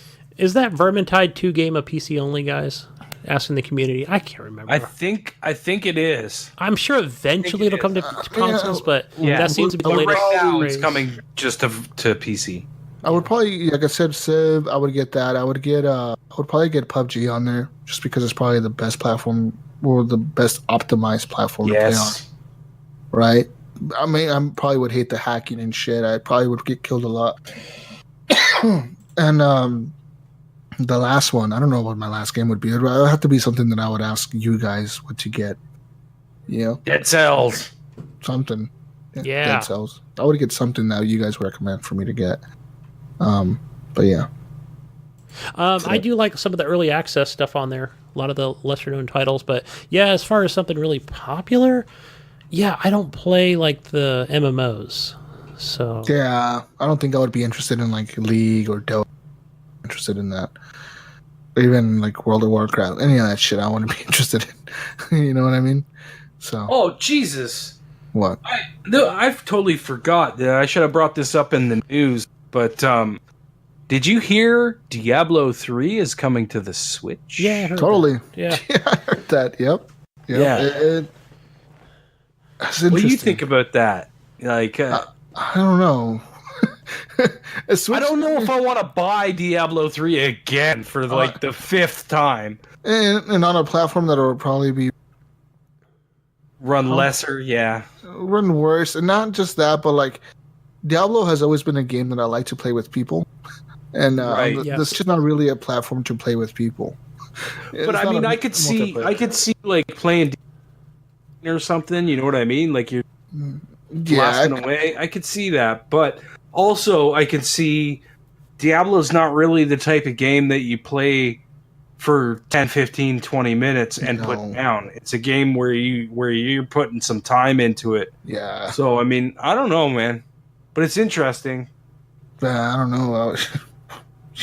I don't know. Anyways, It's interesting to see that it's coming to the Switch, though. yeah. Anyways, what's the next question, Gunny? Next one's from our good friend Airborne Junkie. He wants to know, with this weekend's beta of Sea of Thieves, what was your favorite experience? That captain, Skeleton Skull Island. Yeah, thing. doing the Skull Island thing was fucking so good. That was crazy. Yeah. Yeah. I'm just going to read this further. He says, what are the additions that you liked, and what do they need to improve? I know for myself, the war I had with the big ship and me in a sloop with epic 30-minute battle that left them out of ammo due to me circling them like a shark. Yeah. And then also full of holes as well as myself. We both got out of the battle, and I was happy I held my own. I just like the fact that I had no way to accept contracts the first time I played the beta this week. Then I was able to later on. I also like the additional animals in contracts. So he's probably talking about the merchant contracts and like transporting pigs and chickens. That's a pretty cool addition. The additions that I liked a lot of them. I liked the customization options you got. I think the customization of ships is a pretty cool addition, because before you kind of would get like a ship that was like randomly colored. Yeah, it was just random. Yeah. So now I like being able to pick what your ship looks like. I think that's going to be really interesting, and I think there's going to be, like I said before, there's going to be moments when you're cruising and you might think you can take on a ship, but then you see what they have. You see, they have that really, really, really expensive fucking skin on their boat. They're all it's like Yeah. a pitch black fucking ship or something. You're like, oh fuck, no, I don't want to mess with. They're all decked out in like the top gear and stuff, and It's you're like a whoa, gold stay away plated, from him. gold plated railings and a gold plated like line in the front. You're gonna be like, no, fuck, I don't want to mess with this guy. Right. You know, like, so. But to be honest, people, just for you listening, this is a lot of cosmetic stuff. So, but they are going to be experienced players, right? Because you could tell they've been playing it for a while. Yeah. That's why. That's what I'm saying. It's not you're not going to be scared of the cannons. You're going to be scared of them being able to use their cannons much better than the. Absolutely. Like I was watching Airborne today. Knowing how to use your cannon, because it's not easy to just ship it. You got to get that aim. It's going to take you 2 or 3 fires before you actually figure out exactly where you got to be to hit them. You know what I mean? Like when I was driving today, will have that dialed in. I was driving today, and then I'm watching Airborne, and you, Ryan, where you guys were getting the perfect angles as to in relation to where the other boat was. Yeah, and just because if you're hitting the top of the boat, it's like okay, you're doing damage to the top of the boat, which doesn't do much. You have to hit the bottom of the boat where the water is. You want to hit the bottom first because but you putting those holes in the top, and then if you start hitting the bottom, that's good because once they sink down a little further, then they're just going to fill up even quicker. Yeah. Right. So, but I mean, I'd have to say the thing that I liked the most was definitely those Skull Islands. When you see that skull in the sky. Like, it's just this massive skull in the sky. It's a big, huge cloud. And the eyes are just lighting up. And you're just like, what is that? Yeah, we need to go there. Yeah. And then the eyes light up. They change colors. Yeah. Like, it'll be like green. And then once you start pissing them off, the eyes start lighting up red. Like, it's crazy. It was just so much fun. That was really cool. What I want to see is the Kraken, because that looks really cool to fight. Apparently, the Kraken is going to be swimming around the server that you're in, randomly swimming around the server. Yeah. And if you run into it, it's going to just attack your ship. And it's going to be able to attack like 3 ships at a time. So, like, even if let's say you're in a battle with ships, all of a sudden the fucking Kraken could show up and like attack all of you guys, and then all you guys are going to be like fighting that thing. You know what I mean? It's going to be crazy. Man. I can't wait. It's going to be so much fun. Yeah, that's going to be pretty intense. Yeah, I can't wait to level up. What else did he ask us? What do they need to improve? Yes. I think they've done a lot of improvements. I mean, the game was rough. It always looked really pretty. But there was a few little rough patches where some matchmaking wasn't working, and a few things here and there, and they seem to iron most of that. So hopefully, I think in order to improve, they need to have more stuff. They need a bigger variety of stuff. Yeah. And that'll come in time, I think. I would think I mean, this the one thing I'm thinking is where there was an island we were on today, and I think it was the same one that had like the chicken, like that cage in it. But I was just kind of like wandering around the island and trying to get to as many places as I could, and like I wish there was more. Yeah, like you said, like maybe I can like dig up a ruby or something out, or get something that I can get, that I can put into my inventory and bring it back to the ship. I mean, that would be nice to have that. Yeah. So instead of just like, okay, there's more bananas, more planks, all the stuff that I, these are all general purpose items I need. So, yeah, that would be nice to just add more stuff. I kind of wish they had once you get back on your ship, it automatically puts your bananas and cannonballs and planks into the thing. You don't have to be holding it in your hand. That would be nice. To get to that thing. You always forget to put them away, and then you go back to the island and you get them them all on God you. Damn it, my inventory's full and I can't pick anything up. Yeah. And I also was pointing out to Jesus or Airborne today that I said, hey, what if we had like the cannonball tray at the top, but then or like the banana thing or something. But I'm thinking also if another ship is shooting at you, there could be potential to damage that. So maybe that's why they chose not to put anything on the main deck. I think they chose it to do it that way. They want you to kind of be in a hectic struggle to be in a fight. You know, they don't want to make it easy to fight. They want you to run away and be able to not be able to see what's going on, right? Yeah. They want you to go all the way down to the base and get your cannonballs and whatnot, and then come back up. Oh, that's true. Especially if your boat's leaking, you'd be like, "Oh, hey, good thing I came down here." Yeah. That's happened a couple of times. You always got to listen. You can hear the water. You can hear the water. Oh, yeah. They've improved a lot more on that. Like, when they first had it, you could not hear the water. You would just sink. So in the game, it's not just the water that you can hear. You hear some cues picking up wind. When you have full speed, it makes a little, like, chime. Like a little music note hits, and you know you have full wind. You know. Oh, yeah. It does that with all kinds of shit. Like you hear the sails go. Yeah, but at the same time, you have the it does that too. But it also makes like a little like the music has like a little tone in it. The music itself changes for a slight second when the wind picks up because. Oh yeah. You know what they did need? a really good job with that. That was the other thing that was great about that Skull Island. Is like you get close to it and the music gets all dark and mysterious and then you get close and then the captain comes out and it gets all crazy and you're like, oh Jesus Christ! Ah! But yeah, fuck man, the sound, there's a lot of level of detail in this everything game. In that game is so good. One thing that I noticed is that there's a model ship inside your captain's cabin, and that ship is actually a model of your current ship. Yeah. So like once you start customizing your ship, you're going to be able to see it as the model. Like the model will change. Changing. Yeah, that's pretty cool touch there too that they did to that. The game is just cool. That's all.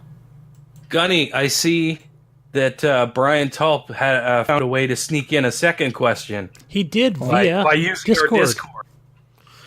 Yes. Discord, huh? Because I'm like, who's this G55 train guy on Discord? That would be Brian T. Grab his next question. Okay. Next question. How did the other host feel about Jesus Walks a Lot going on other podcasts and putting you on blast? How do we feel about that, Ryan? Oh, shit. I mean, I don't know what podcast he went on that he put us on blast. Yeah. Can you enlighten us on that, Jesus? Yeah. I didn't put nobody on blast. No, sure. You did. Talking about Geek Dig. I listened to that podcast. You didn't put anybody on blast. Yeah, I was on Geek Dig. I was on no other podcast.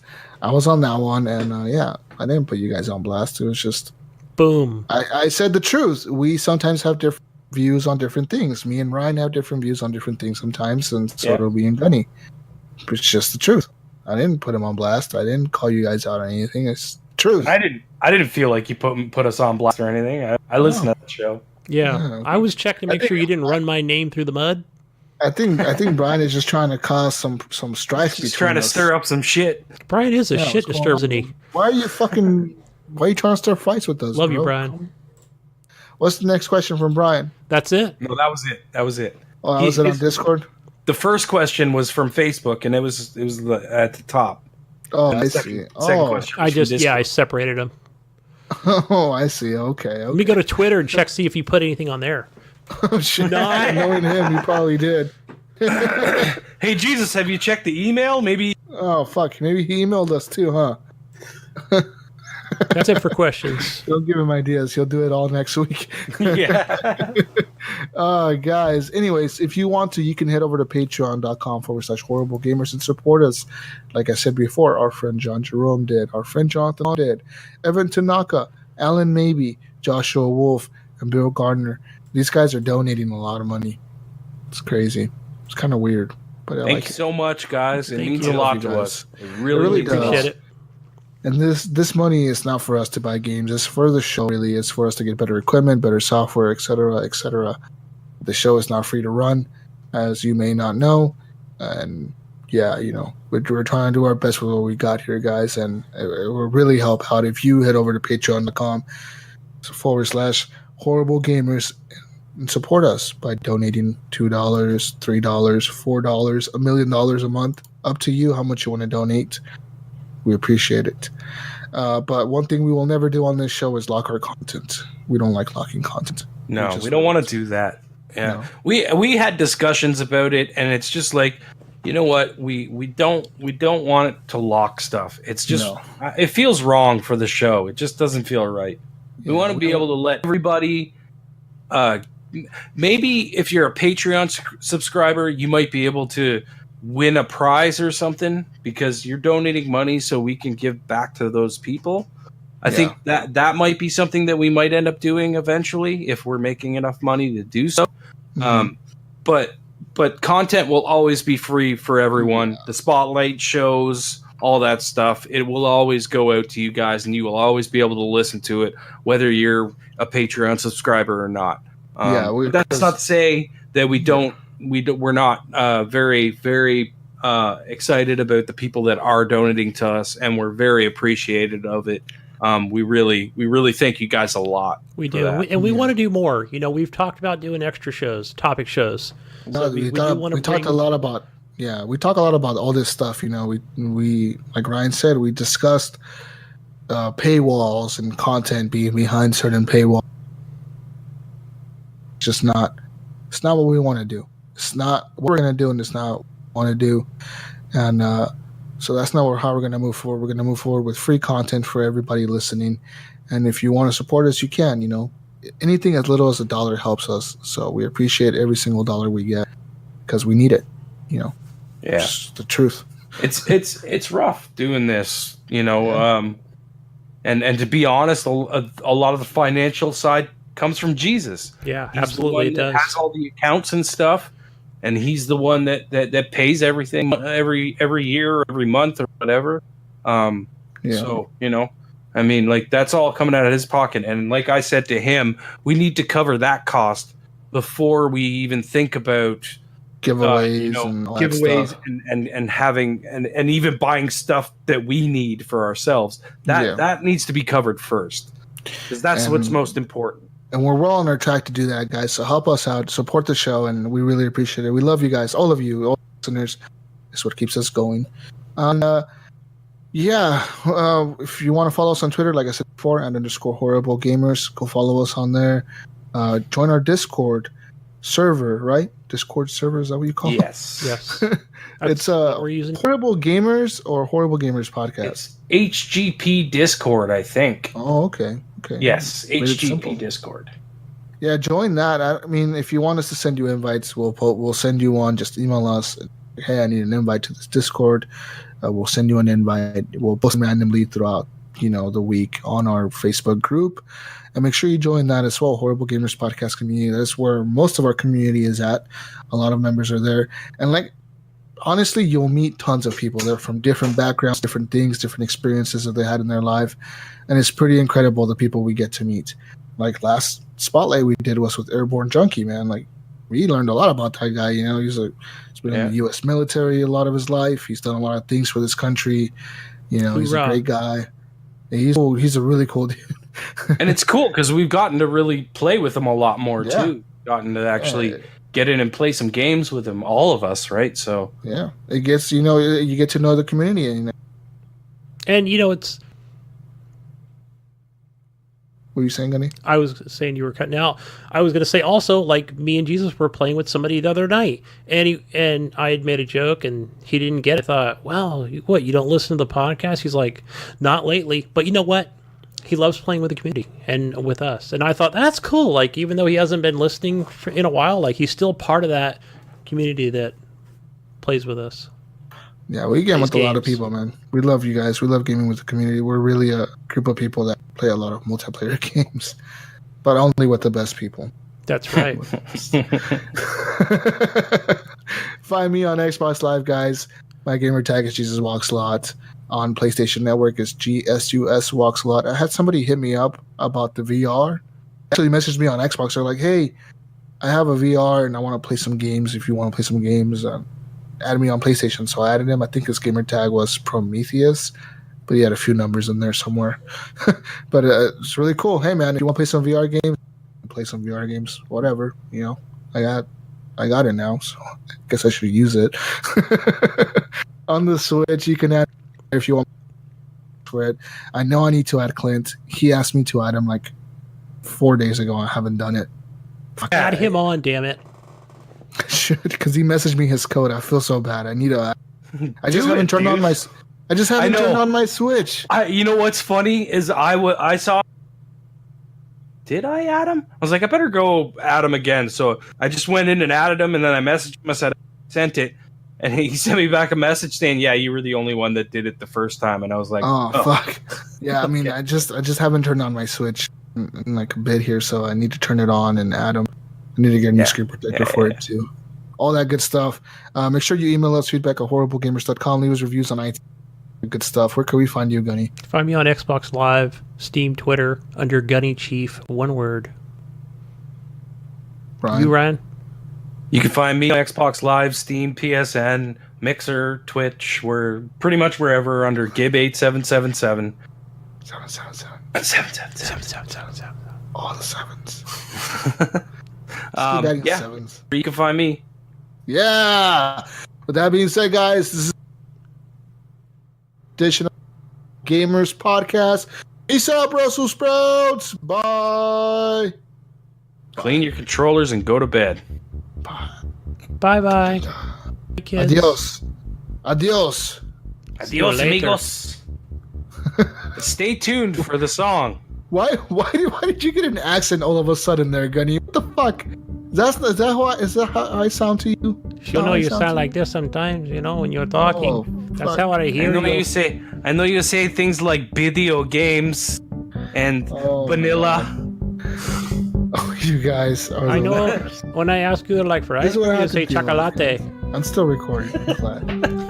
All right. Bye. See ya. Oh, man. That was fun.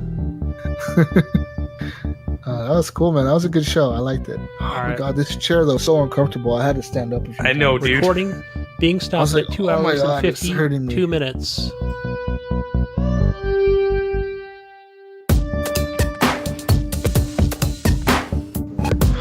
Did I try to research how to mute my microphone without this button, and I can't.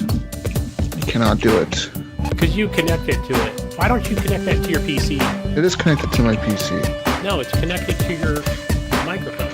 Oh, it's not his You're using headphones. the same headphones as I am for Beats, right? No, he's using the microphone.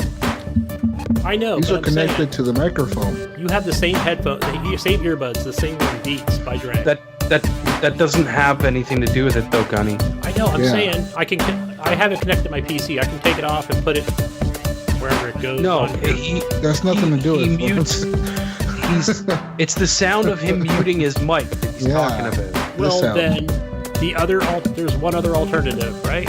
And that is on mute your microphone on Skype. No, he can't do that because he has a direct feed to the recording. He's not recording his off of Skype. That makes sense, yeah. It's going right through the microphone into... Well, let me see if I could change that. No, see, the only options I have for a microphone on the recorder are the computer microphone and then this microphone. Yeah, there's no option on here either. On a multi. I mean, I guess I can go. No, you can't. I start talking, guys? Talking. We are talking. Okay, I'm talking now. Hello. We're all talking. Hello. Everybody's talking to themselves. Oh, okay. I got it. Can you guys hear me still? Yes, we can hear you. Yes. Okay, right now, my microphone isn't being recorded. I can click it to stop recording just my microphone. And I can bring it back in to record. Are you using a multi? We can still hear. Yeah, you guys will still be able to hear me. Like, I'll be able to still talk to you guys like this, but right now my voice isn't being recorded on the recording. It's only coming through the Skype. Yeah. You know what I mean? It's like muting, but I'm disconnecting my microphone altogether from the recording for like a few seconds. But the recording's still going. It doesn't stop it or anything. I'm looking at that now. It's only an IAM's issue anyway, to be honest. No, it's not. He's the only one that's ever said anything. Yeah, no, he's not. Oh my God, Skype just crashed. Guys, I can't fucking deal with this. Man, we can't use nothing else. This fucking app is bullshit. I need to open my window tonight. It's just so like muggy in here, dude. I'm so hot right now. I'm so fucking. Aren't you afraid somebody's gonna come in? I've been farting in here. What if somebody sneaks in your window? Like, you know I'm gonna sneak. Fuck, I live on a 2-story house. we might get a ladder. Ain't nobody gonna be sneaking into this fucking window up here, motherfucker. Yeah, plus, I don't live in the ghetto, so I don't have to worry about shit like that. It's only in the ghetto, man. Fuck yeah, we're on the Discord. I can hear you like double now. Double hear you. Do you double hear me? I don't see you yet, no. Let's add Gunny Chief to this call. Go to start recording. Recording is started. No here. I know here. A recording is started. So, can we have a chat machine? No. No. What is that? What just happened? Did you just leave the call? Dude. Where did he go? Oh, shit. What happened? Hello? Hello? Oh, God damn it, I still can't hear you. What? Dude, go to default. Okay, hold on. Okay. fix your shit. You fucking shut your damn mouth. Goddamn Canadians. No, good. Sons Now I of can't hear bitches. you anymore. Perfect. Good. I'm glad. Can you hear us? I'm glad you can't hear me no more. Tired of your shit. Why is this fucking... If only I couldn't hear you, it would be much better. What?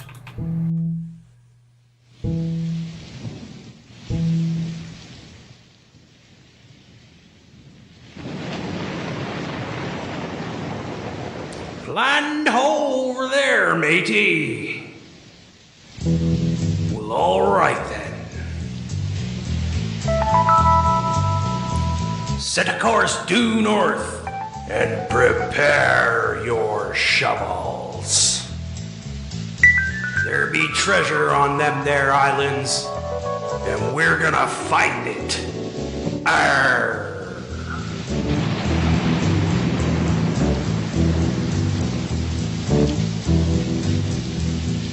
Pirates in the storm.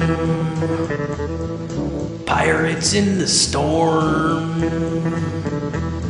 Onto this ship we're born. Into these seas we're thrown. Like a grog without a buzz, those pirates they will fuss. Pirates in the storm. There's a pirate on the shore. His booty will be ours. Shoot the cannons, we will say. You will die today. If we come across your crew, a battle will ensue. Kill you for your gold. There they are, mateys. Prepare to fire the cannons. Let's make them walk the plank.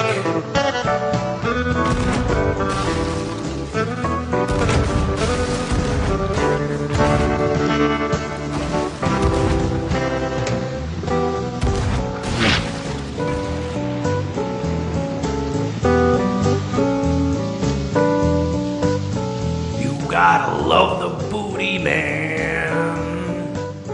You gotta love the booty, man. Dig into the sand. That treasure's in your hand. Now go and turn it into gold. Plunder and never gets old. Love your booty, man.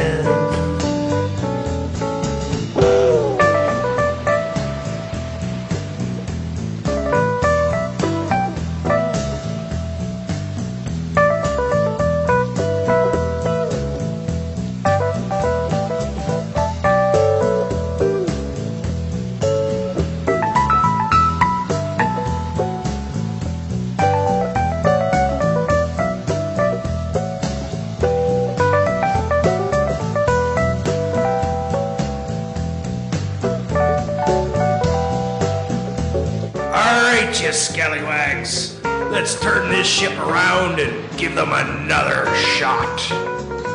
Load the cannons and prepare to fire.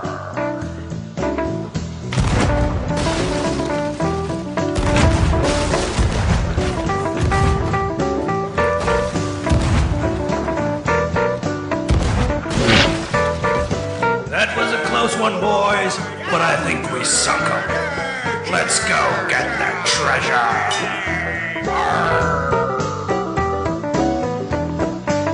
All right, mateys, let's head back in and turn in our booty.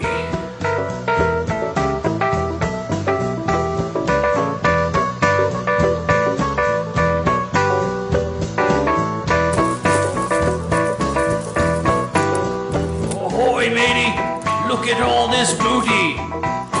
We'll be drinking the good grog tonight, boys. Swab the deck and prepare for a pirate party. We're gonna get drunk tonight. Arr.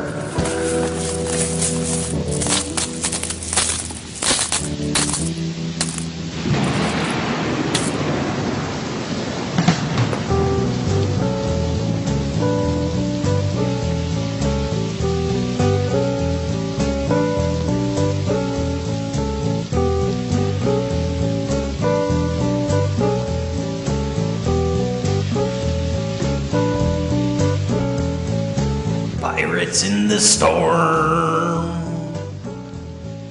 Pirates in the storm. Into this ship we're born. Into these seas we're thrown.